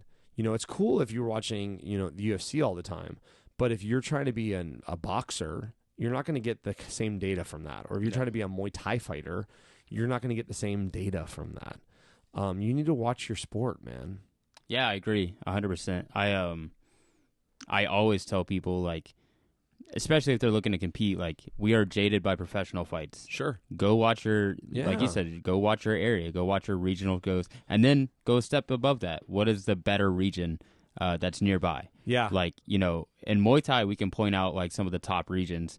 You got New York, you got California. Those guys, they are very good traditional Muay Thai, but then you have some off kind of areas that are really good at other styles of kickboxing or Muay Thai. Like in South Carolina, there's a lot of good Dutch schools. Sure. You got to know that. If you're fighting a guy from South Carolina on a local card, but you don't know what the South Carolina scene looks like, you may be in for a surprise. And I think that a coach that I follow that I'm friends with posted on his Instagram last week. It was like, how often are you doing film study? And it's true, man. Like, even as a coach, like, you need to be watching video. Yeah. I spent about an hour last night just watching sweeps, and because I can't teach every sweep, I don't have that experience. That's probably the weakest part of my game is sweeps. But I have to watch it because again, with the Point Muay Thai, I'm like, all right, I need to see perfect examples of sweeps and dumps, what's legal, what's not. And if I just watch highlights, then I'm just going to see both. I'm going to see illegal and legal sweeps. Yeah. I have to watch full fights. Yeah. And in those full fights, I'll see those same sweeps, but I'll see the ref go, no, that doesn't score, or fight. Keep going. Yeah. And also, I think you have to go watch some Muay Thai instructionals and understand that was a part of hey, it as well. This is, this is what an inside sweep is supposed to look like. This is what an inside leg sweep or outside leg sweep is supposed to look like. This is what an inside trip is, and an inside trip is illegal. So that's what the difference is between these two things. This is what an outside trip looks like. This trip is illegal. Hey, I caught his leg. I can do this or I can do that. But if I do this, that would be an illegal sweep. It'd be legal in MMA, but it's illegal in Muay Thai. And that's the issue, I think. Again, it just comes with the area. Some schools are just more understanding of what's legal and what's not, and they might not even have the ability to express it with words, but they can show you. Yes. And again, that comes from the coaches. So I've been just doing it just to kind of educate myself further, reinforce some ideas, but also that way when I go and talk to these other gyms and schools and just be like, hey, make sure you guys are practicing the legal sweeps. And this is how you can know the difference from what's legal and what's illegal. And that's just from 1 hour out of my day on a Saturday. And it could have been more. Yeah. And I plan on doing more. For sure. But you have to do film study. You have to do film study, man. Yeah. And the same thing, if you're a judge, you should be doing some film study and watching some fights. Turn the commentary off. Yeah. Keep a piece of paper. Give your 10s and 9s or 8s. You need to figure out and why did you disagree or agree with them. And also, if you don't understand something as a judge, ask someone. I had a judge at PKB. I was refereeing, and after a round, he asked me like, "Hey, in clinch, when the guy did this, does that count?" Yes, it does count. It counts as a sweep. Okay, cool. Thank you. That's a solid question to ask, man. Yeah. Because you're the judge, and I by no means do I expect that you understand every technique. Okay, I get that. But if you're not, willing to, if your ego is so intense that you can't ask like, hey, I'm not sure if that scores or it doesn't score, just ask somebody, man. That's not an embarrassing question. In fact, I will think that most people will respect you more if you ask another official, or you ask a referee, or you ask the organizer, hey, does that score or does that not score? Yeah. Are those two valued the same? Like, I don't know. Hey, this guy got kneed a bunch, and then the other guy was able to sweep him or dump him from the position. Does it score? I mean, yeah, but then you have to decide, like, hey, did those 5 knees outscore the dump at the end that the other guy pulled off? I don't know. Yeah. You, the judge, have to decide that. I can't make that decision for you. But how much film study are you doing? Whose question was that? Yours or mine? I don't remember. I think that was yours. Oh, no, I haven't. Yeah. Yeah. All right. I gotcha. It's a hard game, guys. Should I spar outside of my weight class? I think we've covered that already. I think at first you have to, because you're not going to have, if you're new, you can't just say, oh, no, I'm only sparring with people that are this weight, because you might not even understand what your weight class is. I would say that you should try to spar with people that are similar height to you. Yeah.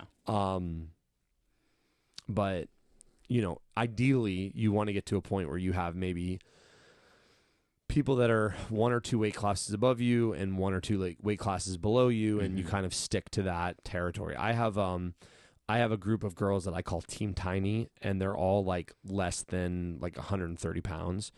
There's 5 of them now, so I kind of I like them to all spar together, and I'll often say like, we have a couple of our guys in the gym that are more than 6 feet tall. I'll say, hey guys, when we're doing group sparring, I really don't want to see Team Tiny sparring with Team Ginormous over here. Like, doesn't make sense for my 4'11", 105 pound girl to be sparring with my 6'4", 240 pound heavyweight. Like, what are they going to get out of? Neither of them are anything of value out of that. No. And it's funny because some of my more seasoned competitors now, someone will ask them to spar, and they'll be like, hey, I'll spar with you, but like, Paul's going to get upset about it because we're so far away from each other in weight class, it doesn't make sense.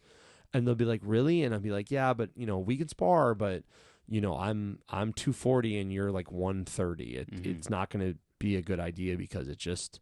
Yeah, what real life situation are we going to get in? Yeah. Where I'm fighting someone almost 100 pounds less than me? I mean, hopefully never. All right. That was an easy one. That was fast. Yeah. If only they were all that fast.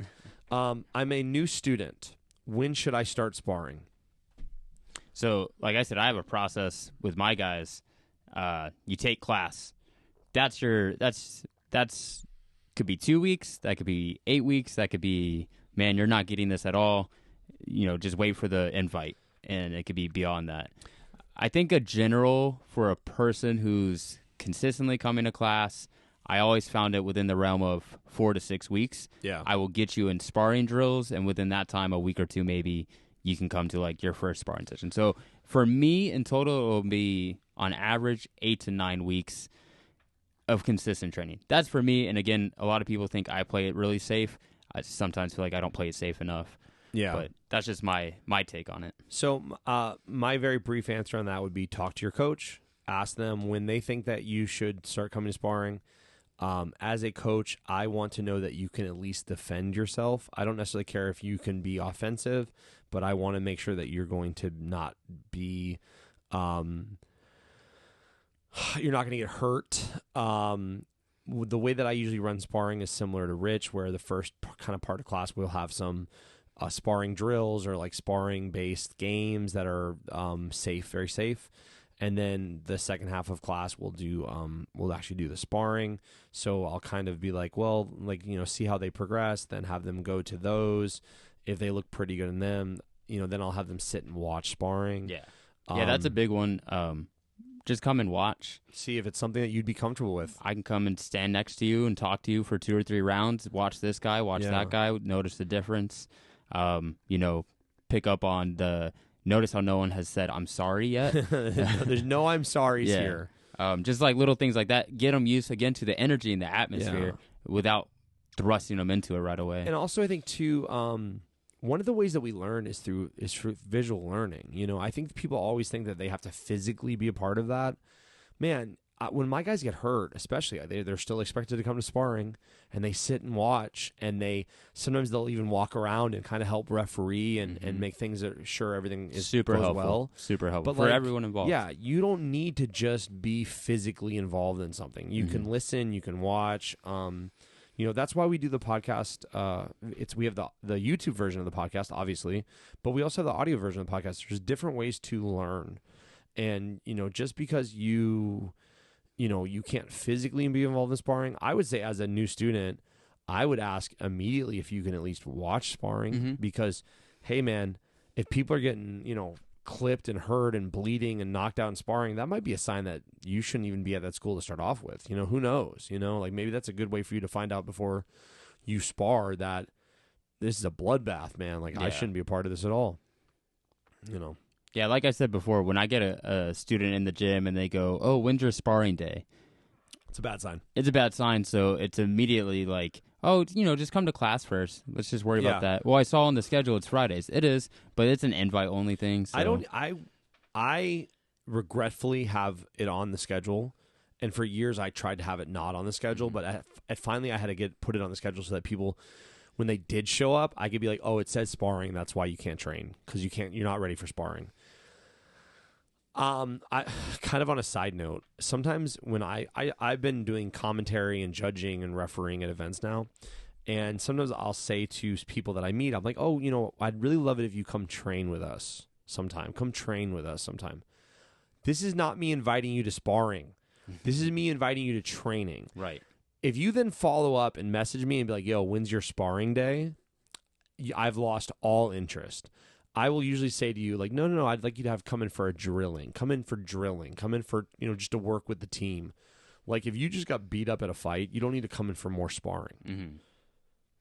Yeah, one thing I did want to bring up on that, for those who don't know, in jiu-jitsu, it's not uncommon, and it's actually becoming more common that, you have to earn a stripe or two on your white belt before you can roll live, which is the sparring equivalent of, jiu-jitsu. Sure. So when people go, "Oh, I have to wait 6 weeks or 8 weeks till I spar," I'm like, if you were to do jiu-jitsu regularly, you're having to wait 6 months. And this is for your protection. Yeah. I used to train with Bruno Malfacini. Bruno Malfacini is a 10-time world champion in Brazilian jiu-jitsu, and he's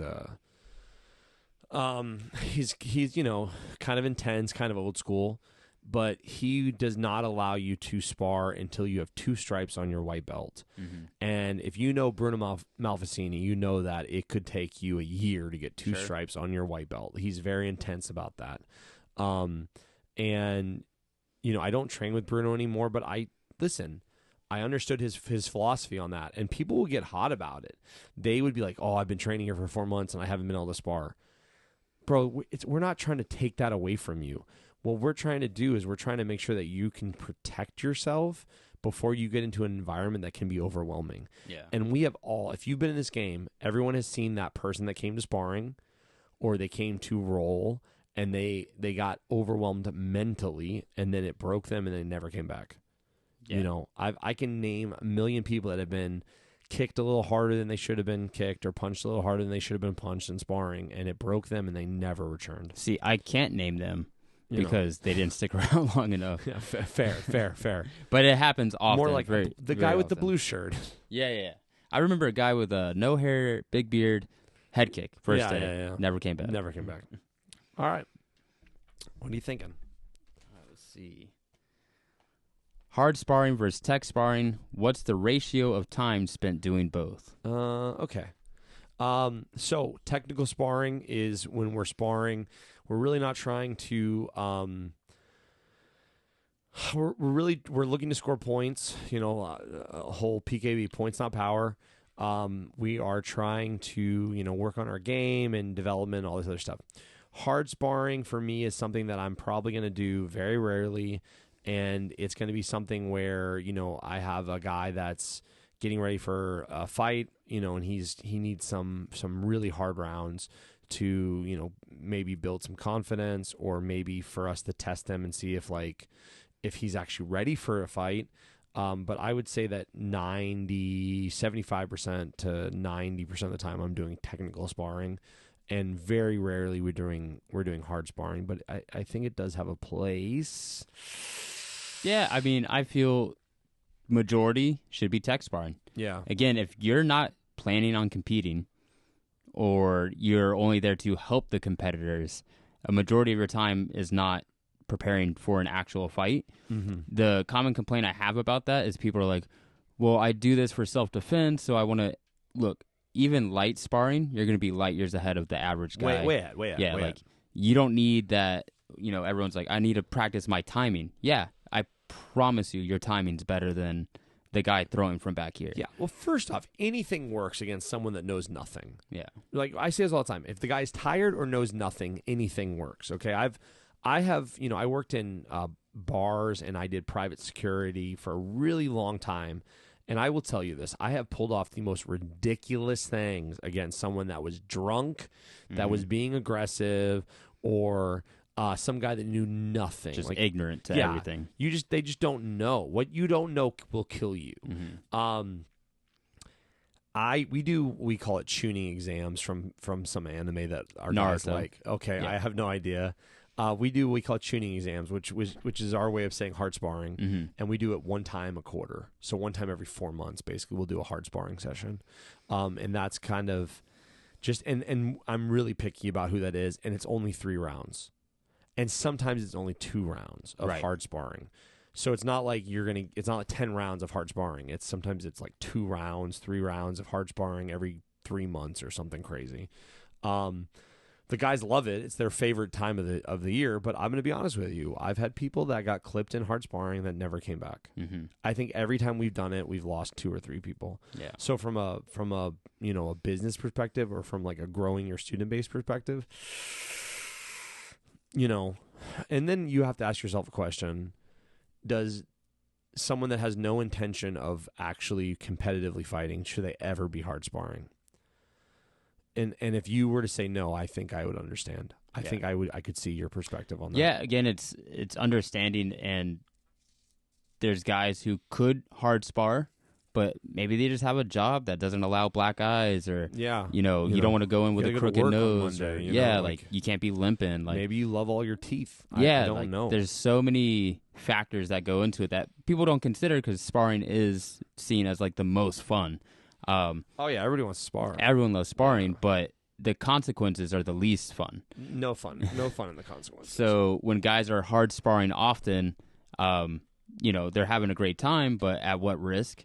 And again, for me, we are just now learning about brain injuries and CTE. Yeah. Like that wasn't even a term when I started martial arts, and now it's said every day, jokingly. Just there's signs of CTE. It's like, oh, we should probably take that a little more serious. And how do we prevent or prolong getting this horrible mental condition? That look, CTE is not a joke, man, and we do. And I will say, admittedly, because it's like when you work in any high risk industry, sometimes you joke about the things that are terrifying. Yeah, right. I might lose my leg today. Yeah, put my hand in this machine, it's going to be over. Right.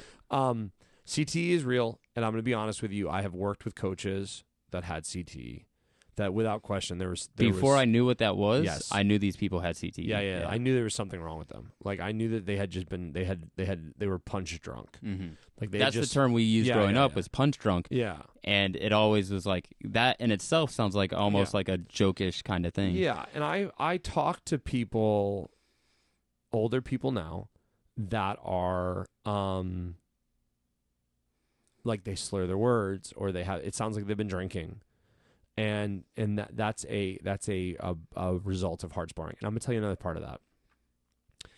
Usually when I meet those guys, they came out of gyms where they were hard sparring 4 or 5 days a week, where people were regularly getting knocked out, and they would get back up, and 3 rounds later they'd be sparring again. Mm-hmm. Man, we got to really limit our head damage. And I'm gonna be honest with you, I think that from a sports perspective, we have a sport where we could completely eliminate CTE. I don't think that we need to have it. This isn't like other sports where they're competing every weekend and they're taking hard hits every weekend. The average fighter in the United States is only fighting 4 or 5 times a year at the most. Like, there's no reason for any of our guys to develop CTE. But where's the CTE coming from? It's coming from you're hard sparring too often at your gym.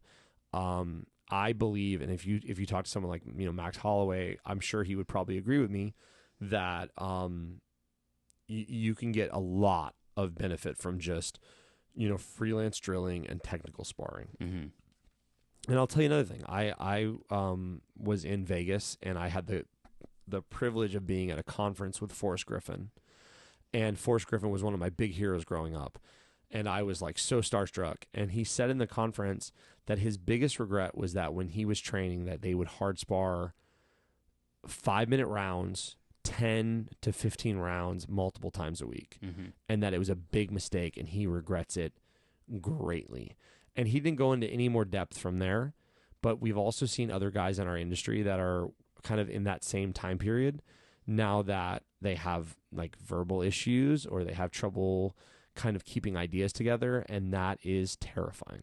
Yeah, I mean, it's one of the saddest things to see. And again, like if it's my fighter, I take it very serious. I don't like seeing something I could prevent through my coaching, through my training, that they fall victim to. Because I even if they say, "Oh, that was my choice," I understand, but also I'm going to take blame no matter what. I think as a coach, if you're a great coach, you take blame for stuff that's not your fault all the time. Yeah.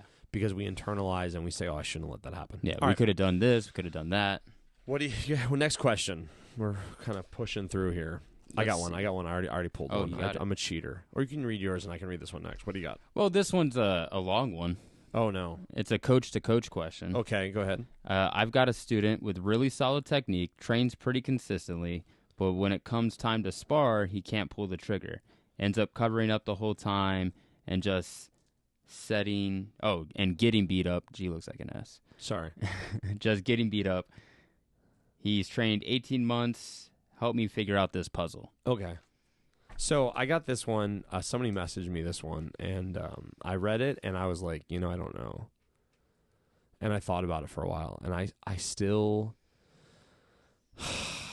I don't know, man. That's a really hard question, because this is something I think we debate a lot in our industry. Killer instinct. How do I teach killer instinct? You got a guy that's technically proficient. He can hit mitts well. He knows how to do the drills well. He's been training with you for almost 2 years, And when it's time to spar, he just gets beat up. He just covers, and he doesn't take chances. And I have the same problem too sometimes with fighters, where you have guys that are technically very proficient, and when they get into the fight, they can't exchange, or they're not willing to take risks. Because that's, at the end of the day, this is the hard part about fighting. You have to do stuff. And when you do stuff, it creates openings. Like in jiu-jitsu, for me to start attacking, I have to open my guard. If I just hold my guard as tight as I can and lock the guy down, he really can't do anything. I can't really do anything. But once I start to open my guard and start to put my feet on the hips and start to try to like go to stuff, I'm opening myself up for chance. I have to take risks to score, right? Sure. So that's a hard question, and I don't really know how to answer that question. Yeah, again, it comes to a confidence thing, and some people are different, and some people, I know I've had the issue with a lot of students that have had the same thing where they look great in almost every asset of fighting, of training, but when it comes to sparring, they're just not performing the way they should or could. And again, you just kind of have to talk to that person and make it realize that if you're going to spar, you have to attack. You have to do damage to this person across from you. I've had high-level people who just don't like that concept. They'll go and do it in a fight, but they won't necessarily do it in the gym. And as a coach, it can get frustrating because it's like, I can't tell if you're ready because you're not pulling the trigger. So my directly to this case, I don't know the person. 18 months seems like a long time for them not to learn that lesson. I don't know how long they've been sparring, but if they've been training for 18 months, they should have some sparring under their belt. And again, it's probably a mental thing. There's some exercises you can do to push them, but it also might be something that breaks them. I guess I would wonder how often you're doing like counter for counter drills. So drills where like this guy throws jab cross, you cover and you return. Mm-hmm. How often are you doing like those type of drills? Because those are the drills that build confidence in. Hey, I enter, I throw jab cross, I cover my head, and then I return cross to cross or something, right? So like drills where you're like attacking, defending inside the pocket, and then attacking again. Mm-hmm. If you're doing drills constantly where you're entering and leaving the pocket. We did a drill this week where my partner entered with jab cross. They covered their head against jab cross, and then they followed up with cross hook cross. So essentially, they entered with jab cross. The other person tried to steal the exchange, and they retained the exchange, and then they exited. So I think that maybe some of those drills, some doing some like sparring drills, threes. Rich does a drill called threes where he will fire any 3 lines or any 4 lines or something. You do that drill, right? Yeah, so basically, say me and Paul are drilling. I'm going to attack Paul. I'm going to exit. I'm going to attack him again. I'm going to exit. Yeah. And on the third attack, he's going to interrupt me with a counter, and that will be his first attack. Yeah. We will reset. He'll throw a second attack. We'll reset. He'll throw his third, and on that third attack, I counter. That's my first. So you're stealing the third exchange, essentially. And basically, this isn't, the preferred way to fight. This isn't 100% realistic, but you're getting the idea of, I can't let this guy keep attacking me without scoring. Also, I can't attack the guy without having the awareness that I may be countered. Yeah. I think that's the thing. You need to create some sparring games that maybe will build some confidence in this guy. Because if he understands the drills and he understands the technique, he needs some confidence in the defending and firing back. Yeah. And I think that maybe create some drills. And I'd also talk to him about it. Maybe that's a mental thing where you need to have a conversation. I'll tell you the old school way of how this would get taken beat care him of. until he never shows up. You batter him until he is either forced to fight for his life or he'll quit. Back. He'll quit. Don't do that. That was the old school solution to all of our problems, right? Like if you're not man enough. Yeah, this is a real truth, man, and I hate to say this. And it used to be that like we were doing behavior modification via violence. This guy's too rough. Well, then we should go really rough with him so that he knows that rough. Some people respond well. My good friend Juan Brea says that the reason that toxic masculinity is so powerful is because it quite often works. It's true, man, because guys are rough to each other, dude. You know, like I bullied Robert into losing 60 pounds. Robert, come on, you gonna be a fighter, you're gonna be 60 pounds overweight, shut up, you know? Again, it some people do respond that way. Some people kill themselves. I enjoy being talked to motivate me. I enjoy being talked to a little bit, like a little degradation. Like there was a question earlier about how do I change the intensity without getting damaged. And one way I do that with my fighters, not just on sparring day, but in days in general, I talk shit. I'll make fun of them. I'll tell them, you're not going to do this to me. You're not going to do that. I create a mind game to where they have to overcome not just the physical aspect, but the mental aspect. And I encourage them to talk shit back to me. When I'm drilling with my partners, I do not speak a lot during drill. This is kind of one of my beefs actually too, because I believe that if we're being serious about our training, we're in the moment. So we can talk about the training, or we can kind of fuck with each other a little bit in a healthy way. But I don't want like the other day I got mad at someone because they were talking about like some movie they watched, and I'm like, this is an unacceptable conversation during drilling. Sure. Like we're drilling in the sparring realm. So sometimes what I'll do is like when my partner clips me a little bit, I'll look at him and shake my head. I'll be like, no. Yeah. You know, because I'm messing with them a little bit. But I also am trying to teach them like bravado and swagger and how to, you know, in a real fight, you know, how to like, you know, have conversations with your opponent, not about what's the movie that's playing, about like, hey man, you're not winning this fight. I'm sorry. What's happening? Right now. No one's coming to save you. Yeah. It's me and you. We're here. You know, we're stuck behind these two mics. Okay. Next question. Are there different rules when sparring with a girl? So for me, is dangerous territory. So for me, no. Okay. Will be my like simple answer. There is no rules outside of what you would do with other guys. So earlier we covered size difference. So it's like, okay, this guy's smaller than me, so my 60% is not going to do the same 60 against a guy my size. So generally speaking, most women who train are going to be smaller, or even if they're not smaller, say they're the same weight class, they still may not have the same physical attributes you may have. So again, coming to my three pillars of sparring, which is skill development. So doesn't matter male or female, you can have good skill. You can both do damage. Alana, one of your students, could probably knock me out if I gave her the opportunity. She kind of clipped me hard last week because I wasn't paying attention. She's a 14-year-old girl. Oh man, God! But when you do technique properly and you have mean intentions, you can make stuff happen.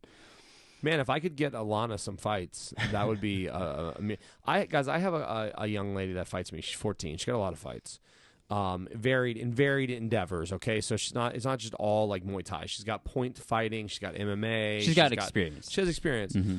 It's like, but she's got so much experience now that she's reached the point that like, I can't get her. She's either fighting like a boy or like she's fighting someone that she's just way outclassing. Yeah.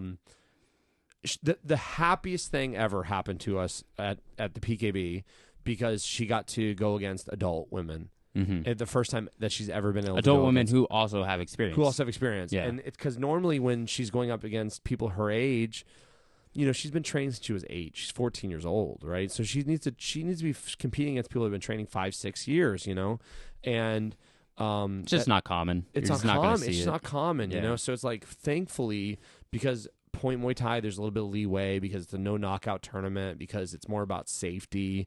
Like the decision was made like, hey, you know, we know that Alana's been training a long time. She can go with some adults, and it was safe. And Alana actually won. Mm-hmm. So it wasn't like she was in a very technical match. It was it was the final match clean, was great, super clean. You know, like and it built some confidence in Alana. You know, but meanwhile, you know, Alana's name is on the list for pretty much every promoter in Florida. Of like, hey, if you have a 14-year-old girl that wants to do Muay Thai, you know, Alana weighs 135 pounds. I'm interested. Yeah. And if you're listening, guys, message me. I'm interested because I can't. That's been hard to find. Yeah. Like, you know, a recent promoter messaged me and wanted us to fly out to New York, but didn't want to pay for travel or anything. Like, I can't do that. I'm sorry. Like, I'm not, unless you want to sponsor the podcast, guys, I can't do that. And then another promoter wanted us to fight the only other girl in Florida that Alana's already fought. And it was like, you know, like, why we're not going to keep fighting this girl over and over and over again. Mm-hmm. You know what I mean? Like, yeah, it's for development. What's the purpose? Yeah. Like amateur fighting is about building, a career and understanding stuff. And if we're just going to replay the same episode over and over again, like you're just reinforcing what you already knew. Yeah. And there's a point of diminished returns on that. Or if maybe a year goes by, maybe, but not every 3 months, And again, not changing much for when you're training with women, sparring with women. Trust. Don't just the first time you see her is sparring day. Make sure it's a girl you've drilled with, either, or same thing. Girls, make sure you're switching up partners that you may be sparring with in class, and then understanding. Again, it just goes into size differences, skill levels. What is the rule set today? What techniques should I probably stay away from because of the size difference or skill difference? Just having that understanding. Again, that comes with time, and that goes both ways: men versus men, women versus men, women versus women. It's that same concept. I will say this about women initially when they come to sparring. I see one of two things, and this could be said about guys as well. But for women, it's more of an emotional thing. For men, it's more of an egotistical thing. Sure. But women, when they first come to sparring, and this, of course, changes over time, hopefully, they have two thoughts. One thought is they're afraid to do well because they're concerned about what may come back to them. Sure. So it's like, I don't want to actually land clean because I don't want him to land clean with me, especially if he's going to be more powerful. So that's obviously bad for their development because they're not building confidence in attacking. They're not pulling the trigger. The other one is, there's no consequence. I'm a girl. I can just wail on this guy. Yeah. And I've seen that a lot. And that happens often, too. I've seen it a lot, yes. And there's also that same sense. Guys do that, too. Where the girls are kicking much harder than I'm kicking, and I'll say to them, like, hey, you can calm down a little bit. And they're like, I'm not kicking that hard. Like, you're kicking exceptionally hard right now. And again, guys do that. Like, that's my 60%. Yeah, bro. But it's like, no. And again, that's why, in my mind, there should be no difference because a good skill is a good skill. Yeah. If you can swing a bat just as good as a guy at the higher level, you might not have the same weight behind it, but you're swinging that bat very proficiently. These are the two things that I agree with everything you've said. Weight, size are the considerations. These are the two caveats that I would add on to that. I'm a physiologist from a perspective of weight. If you have a man and a woman that are the same weight, typically if let's say they have the same lifting age, they work out about the same amount, typically they'll both have the same lower body strength. So in theory, that means that a 145-pound guy should be able to kick as hard as a 145-pound girl. They should not have, a difference in kicking ability. Because of the effect of testosterone, obviously our men are producing testosterone naturally. The effect of testosterone is primarily on the upper body muscles. So that means that men typically in the same weight class are going to have a stronger upper body than women in that weight class. Okay. And we see that in Muay Thai athletes, right? Where you see a woman that's, let's say 135 woman and a 135 guy. Guys typically going to be a little bit bigger up top than the woman is, right? Yeah. They're going to have a lot more muscular physique. Shoulders, arms, all this other stuff, right? Typically. There are the outliers that we see. Outliers, right? So if you are a 135-pound guy and you're sparring with a 135-pound girl, realize that physically your upper body's probably stronger. So, you're not going to want to be whipping her around in clinch, and you're not going to want to be throwing really hard punches at her because her cover's probably not going to be, she's not going to be able to, defend your punches as successfully as you're going to be able to defend her punches because of the physiological differences. My other caveat would be you don't need to treat her any differently than you treat anyone else. And what I mean by that is if you don't DM all of your male partners, hey, thanks for the sparring rounds after class, you don't need to DM her the same thing. Okay? Yeah. That's not what she is there for, and hopefully that's not what you are there for. So you don't need to send a direct message after class every time you train with her, hey, thanks for training. Now, if that's something that you do with every one of your training partners, fine. But that's the first question I'm going to ask you when one of my female athletes comes to me and goes, man, every time I drill with this guy, he starts messaging me after class. I'm going to go and ask all of your other training partners if you regularly get messaged by this guy. And then if they all say no, then I'm going to come to you and ask you why you are direct messaging the one girl in class every time you drill with her after class. Like, What's your thing, dude? I haven't had that issue in a while. Oh, I have. But I can see, obviously, like, I've been with a smaller group. But yeah, dealing with that is... Yeah. That's a big no. Again, guys listening who are training, who maybe you want to learn the sport of Muay Thai, but you also want to make it a social aspect of your life. Cool. Just don't like Coach says, go to the outings. Yeah. Be friendly with them in the team aspect. And if something grows out of that, that's different. Great. But if you're first time training with them and now you're their new side coach, stop. Don't shit Just where stop. you eat, guys. This is your sanctuary. Listen, we had these two people join in the same month, and guy and a girl joined in the same month, and we went to a fight. One of our guys fought, and we all went to Applebee's or something afterwards. And they the two of them hit it off, and they seemed like they were having nice conversation, whatever. And I wasn't really paying attention. And apparently they went home together. And a couple days later, the girl was very honest with him, and she said, "Listen, I'm not looking for anything. I'm sorry. Like it has nothing to do with you. I'm just not interested." It destroyed that guy. He could not, whenever he saw her at the gym, he would get upset. He would make a scene. He'd start crying. He would come in and do the warm-up, and then she'd show up 5 minutes late, and he'd see that she was there, and he would leave. And I pulled him aside, and I'm like, "Yo, what's going on?" And he explained the situation to me, and I'm like, "Man, like, you hooked up with this person one time, and it's ruining your whole class, your whole experience now." And she was kind of like, "Hey, I want to be his friend. I didn't see it as that big a deal. Like, I don't understand why he's upset about it." And then he ended up making things so uncomfortable that they both stopped training. Mm-hmm. And it's like they ruined it for each other. To me, there's 2.73 billion people of the opposite sex. Don't shit where you eat, man. But I get it. Stuff happens. Maybe you're gonna fall in love with the absolute best person of your life. And unfortunately, that lesson gets learned, I feel like, in gyms and waves, where other students will see it. Yeah, and then they learn. But then time goes on, that hasn't happened in a while. It does repeat itself, unfortunately, and those involved suffer the most. Yeah. But it is a good lesson for others. I was doing a private lesson where this guy, he hadn't been in the gym for a while, and he was doing a lesson the other day, and he was like, "Man, I took what you said to heart a long time ago where you said, don't, because I always say this is inappropriate, but maybe not inappropriate. I don't know if I'm allowed to say this on a podcast. I always say don't fuck your brothers and sisters.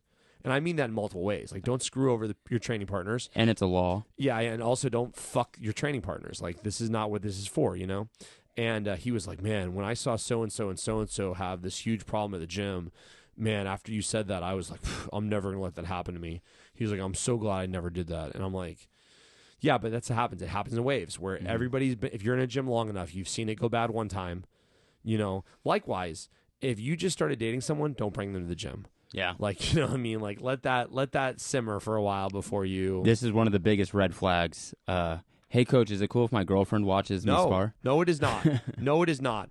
And in the fact you have to ask me should tell you right away. No, and why? Because you don't... Two things are going to happen.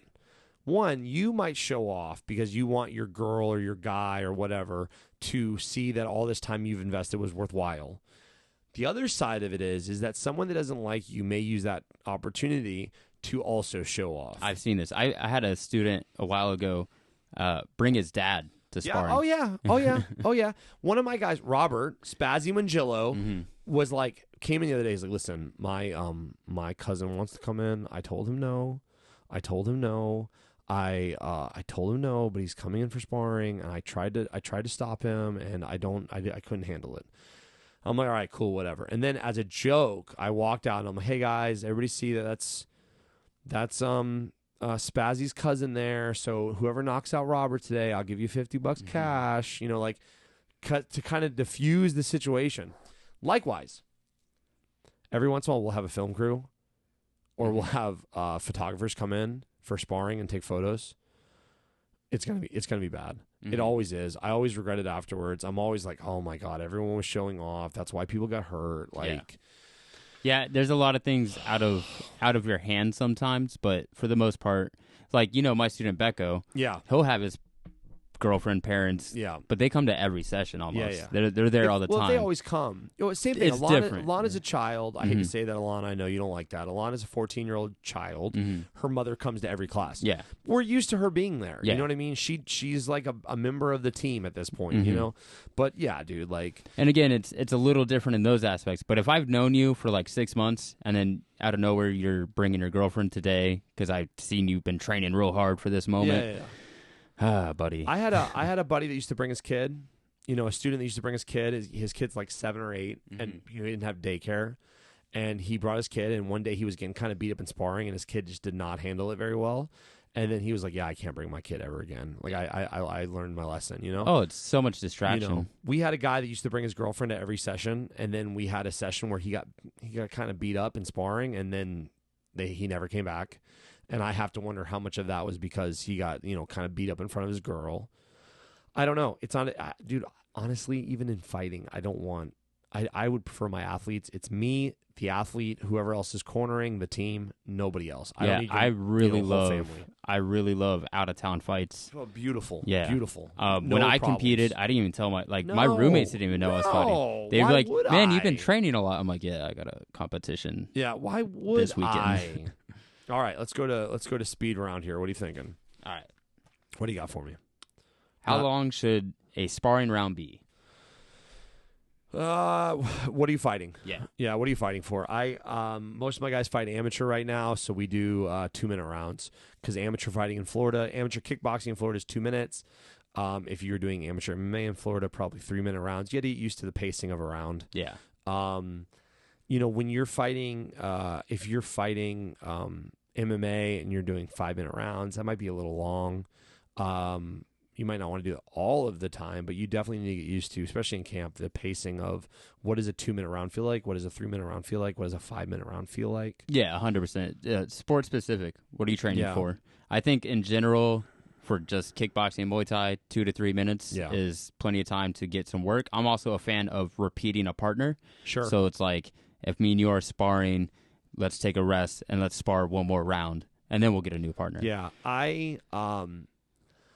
I think one of the mistakes that I have made in fighting was when we were sparring, let's say we were sparring 3-minute rounds regularly, and then my guys would go in and compete 2-minute rounds, and they weren't used to even though I was thinking like, oh, they'll have better cardio because they're used to sparring 3-minute rounds.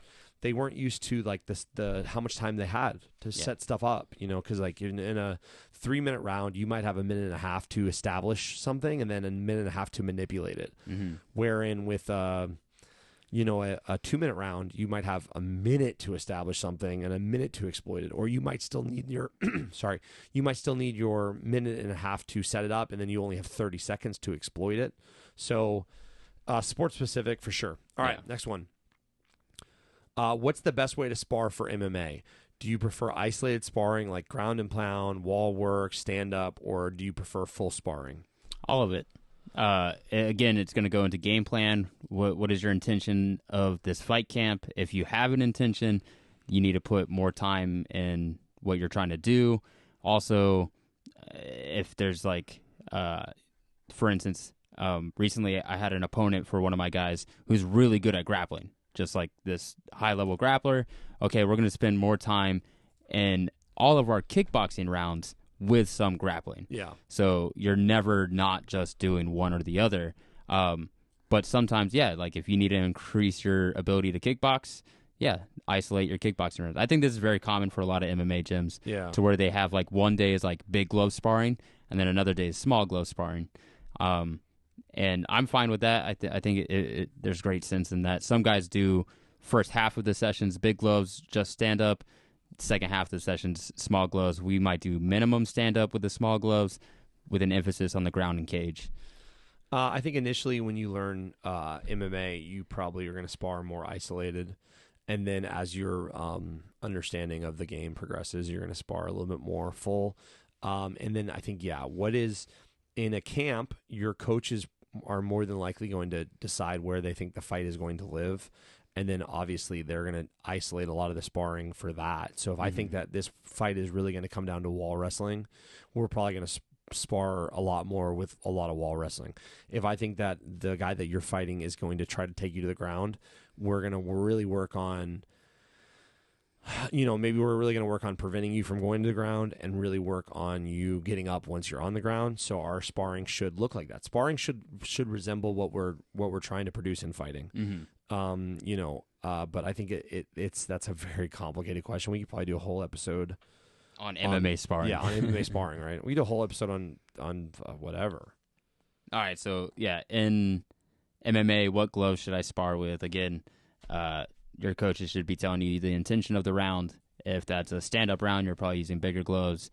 Unless it's a technical round that's stand-up, then you can use smaller gloves. It really shouldn't matter. It should be about what's the intention. I think that you could, if with the right training partners, you can do either. Yeah. And make it work. I think that if you only had to pick one, I would probably make an argument that for big glove sparring, because I could probably do some, like, hey man, if I break a finger in MMA, I got to keep fighting. You know what I mean? So like, if I get used to sparring with big gloves and not having really good use of my fingers, that's probably beneficial to me. Yeah, that was a mentality we used a lot at Syndicate. Was even though it's big glove sparring day, it's an emphasis on kickboxing and Muay Thai.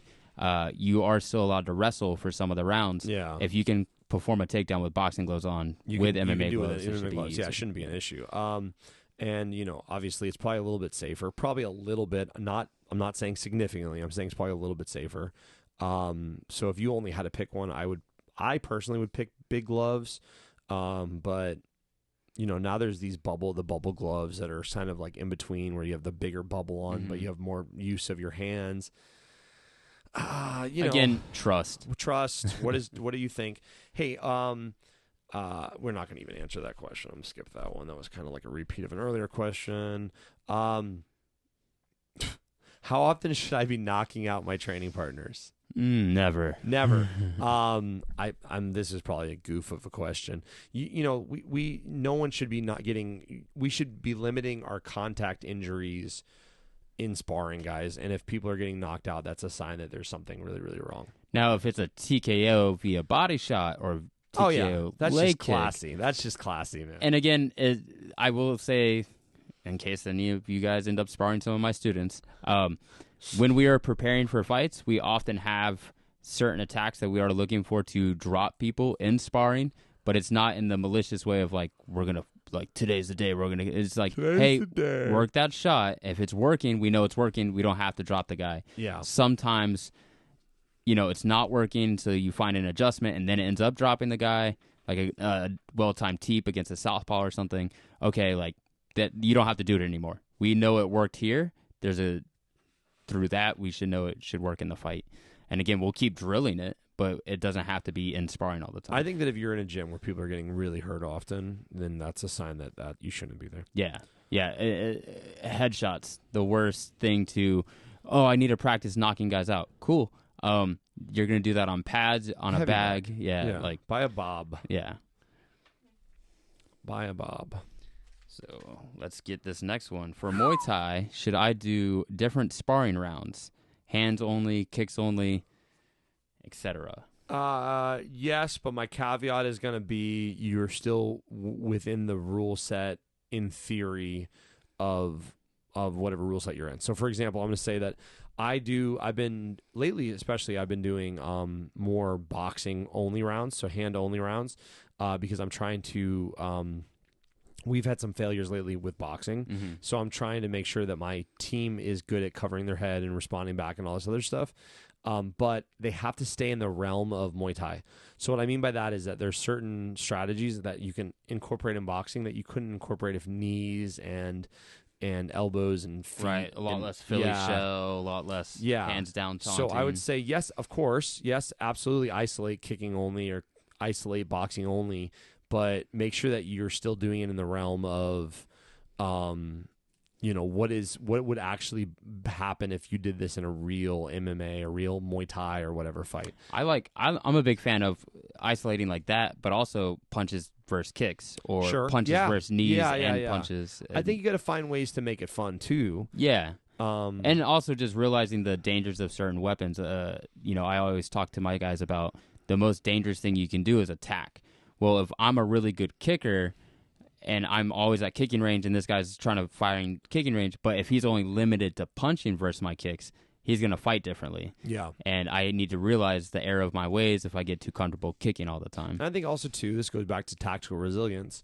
If he kicked my leg really, really hard, or something went wrong where I know that my leg's compromised, and maybe I'm more of a kick artist myself, maybe I'm going to have to continue this fight with boxing only. Right. Or if I just broke my right hand, and I'm going to really have to work on my left hand tools, or my right kick instead. Yeah, you never know what's going to happen. You don't know, in a fight. man. Yeah. And you got to create some tactical resilience, and that stuff allows you to do it. Next question.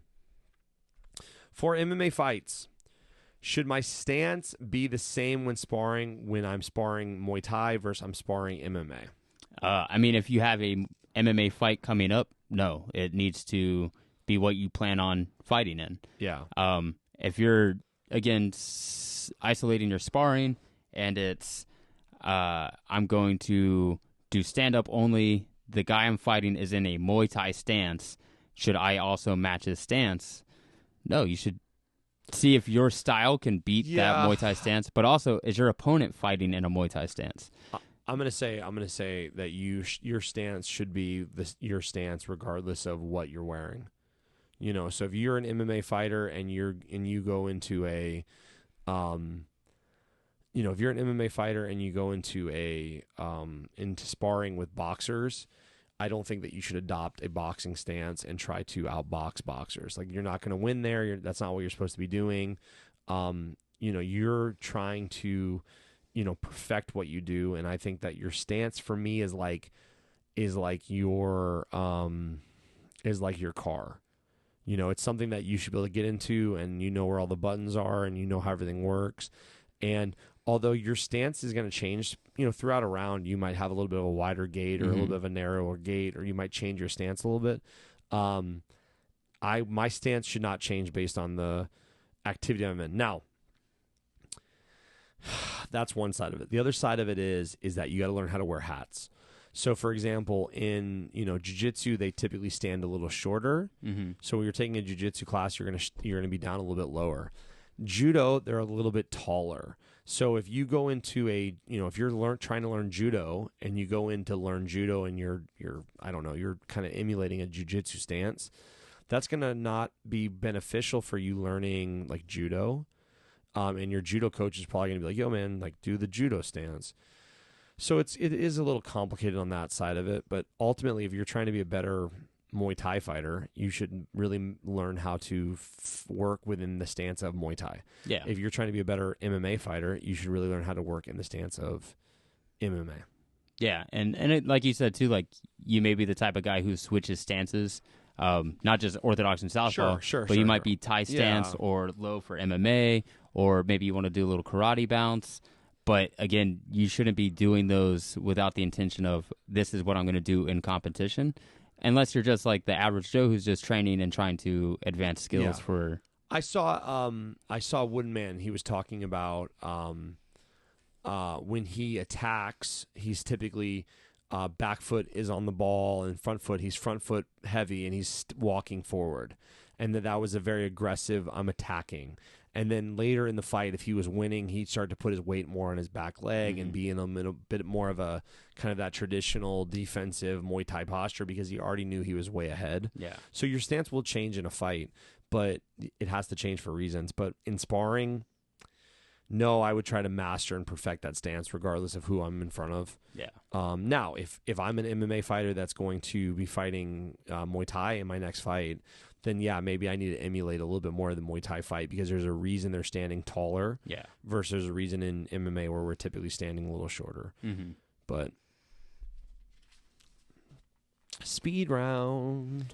What's the worst injury you've ever seen in sparring? Lacerations near or around the eye. Guys getting fingers in the eyes and like having like a cut part of their, not badly cut, but definitely a cut up part of their eye. That's probably the worst thing I've ever seen.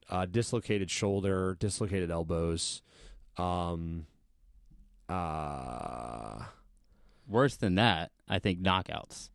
Yeah, That's brain that's injury, brain traumatic injuries, brain injury, right? And it's one of those things. Again, we're just now understanding. The first time I saw someone get knocked out was I was like 6 weeks into training, and I was just watching the sparring class. Thankfully, they didn't let me spar. But these two guys were going at it. I think they were both pros, or one's a pro, one's like an amateur. But regardless, the guy got head kicked in the corner of the ring, slept, like the snores and everything. Yeah. Oh. And I think back to that, and these guys are two high-level, best guys in the gym. Everyone in the gym's watching them for a reason. The coach is literally saying, watch this round because these are the best guys. Yeah, they're showing off. And one guy gets slept. I never saw him again. Yeah, of course. I don't know if he trained again. I don't know. Who knows? But his career changed because of one knockout in the gym. Yeah. Now, if that was a knockout in the ring, that sucks too. But it sucks more now because it was in the gym. Yeah. So, like, those types of things stuck with me. Like, head injuries are, you don't see the damage unless you're with the person. I'm very blessed to have only dealt with two fighters of mine getting knocked out cold like that. And, I've had a couple guys TKO'd, but they're conscious. The knockouts. And then, again, seeing it in the gym, thankfully, under my running the gym, I haven't had it happen. But I've seen it with other people running, and it sucks, dude. It's the worst. Yeah, that is. I think maybe I think about bad injuries as like ones that I'm like traumatized by mentally in the moment. But yeah, I agree with you. Yeah, again, another one I had a real close friend of mine who is a fighter, coach, promoter. He getting ready for a big Muay Thai fight. A guy that is typically someone he could trust and go hard with and all these things, and who is very controlled. He landed a spinning elbow off of a caught kick, and it was just like well timed, but he didn't really need to throw that kind of weight into it. Just one of those bad moments, and that guy can't pass a brain scan now. Yeah, he can't get approved to fight. Yeah. So now he's just coach and promoter. The entire Orlando scene has probably been really affected by that, because if you remember, Kembo Slice was supposed to fight Ken Shamrock, and in the warm-up, in the back, Ken Shamrock caught an elbow to the face and got cut, and they decided that he couldn't fight. So there was another guy there. His name was Seth, and they said, okay, this guy can fight Kembo because Ken can't, and I think Seth knocked him out with a jab. Yeah. And that moment probably changed the Orlando martial arts landscape forever. Yeah, I would say. Which is kind of crazy, right? But like, hey man, that's the worst elbow Ken ever got in his life probably, and the best thing that ever happened to Seth. Yeah, 100%. Crazy, man. All right, where are we at here? How many rounds should I spar each session? Infinite. Go till you die. No, go until, usually there's a set time, right? Yeah. But even then, I hate seeing guys like that are out of shape sparring. Yeah. And they're like only like 4 or 5 rounds in, and they are just getting obliterated. They're a punching bag. Damage, yeah. Sit out, Usually I'll pull a guy out, but again, if I'm not running the session, there's other rules applied. We do 10 rounds in a sparring session. I don't expect that you're going to do all 10. There are guys that do 10 that are in good shape. As long as I think as many rounds as you're not taking damage, you shouldn't be taking a lot of damage in sparring. But I don't know that there's a cap on it. Sometimes we'll do open sparring events where we'll do like 15 rounds, but not every guy's doing 15 rounds. There's so many people there. I want to give them enough rounds that if you have to go to the bathroom or whatever, you're not like stressed out about driving an hour. But I don't know. That's super debatable. And the last question of today, we've done it. We've survived. I mean, this is a 100% yes for me. Should I go 100% beast mode when I spar? Yeah, why not? 73% beast mode. 78% beast mode. Yeah. No more. No, and I think we've kind of covered that repeatedly throughout the podcast. Is that no? When you're sparring, you should be really working on your technique and working on perfecting your ability to use the things that you've been learning and control. But no, man, I don't know that you should be going 100% until you're in the cage for your fight. And then Yeah. you're not even going 100% the entire time. Hopefully not. You're only picking in your spurts. shots, Yeah. you know? And again, like you can exercise your 100% on the bag, on pads. If you have a good drilling partner, maybe 100%. But even then, like, what is 100%? I mean, you go 100% intensity, Right. 100% focus, you know, but can you go 100% power? No, you shouldn't be. Yeah. You know, I mean, you can go, you know, I when we Shark Tank people, I always say I want you to break the other person with volume, and I want you to break them with cardio, and I want you to break them with pressure, but I don't need you to break them with power. Yeah. You know, and that's true, dude, because I can break a guy with volume. I'm just overwhelming him. Like, everything's touching. It's not hurting him, but everything's touching. Yeah. You know, or I can break a guy with just, like, overwhelming pressure, where I'm just, every moment, he like, you know, Clay Guida used to say, like, I'm going to make him feel like I just want him to hate every moment that he's in the cage with me. You know, so look at this. All right, Rich, final thoughts on sparring. You have 75 pages of notes. Final thoughts. You know, again, it's a necessity for those who are looking to compete. I think there's different times and places where you can go hard, do a lot of sparring, don't do sparring. At the end of the day, martial arts is about self-mastery, right? Learning how to control yourself in these intense situations and overcoming them. So sometimes that means just taking steps back and do it slow, do it relaxed. That's in the pursuit of self-mastery. If you're always doing everything super hard and now you have a broken nose, how are you going to practice self-mastery? How are you going to deal with it when you have a torn ACL? You know, those things are preventable, so there's no need to go super hard. And again, brain injuries are real, people. Stop joking about them. You know, I joke about them, but at the end of the day, if you've been in martial arts long enough, you know someone who has CTE. That's just the truth. Yeah. And hopefully it doesn't get bad to the point where, you know, they make a headline. But, you know, like, respect the sport the way it is, and there is a lot of damage that can be done that's unseen. So have that respect for it. I'd agree with all of that. You know, it goes back. I think this always goes back to culture. You know, you want to be in the gym that's got a culture of, like, technical sparring that is working on mastery of tools, and there's no ego. They're not trying to prove a point. Like, they're not trying to hurt you. You know, sparring's complex. We could probably do another episode on this. And also, guys, if you're listening, you know, when you know, I posted on all of our social media, like, questions. So if next time you see that, if you want one of your questions read, you know, feel free to put it in there. We don't name names. We keep it anonymous. So, you know, whatever questions that you want, as long as they're not ridiculous, or maybe if they are, I don't know. Again, guys, thank you so much. This is our hopefully weekly podcast, Combat Theory Presents. I was joined today by Coach Rich Grindle. And that's me, Paul, signing off. Thanks, guys. Have a great day.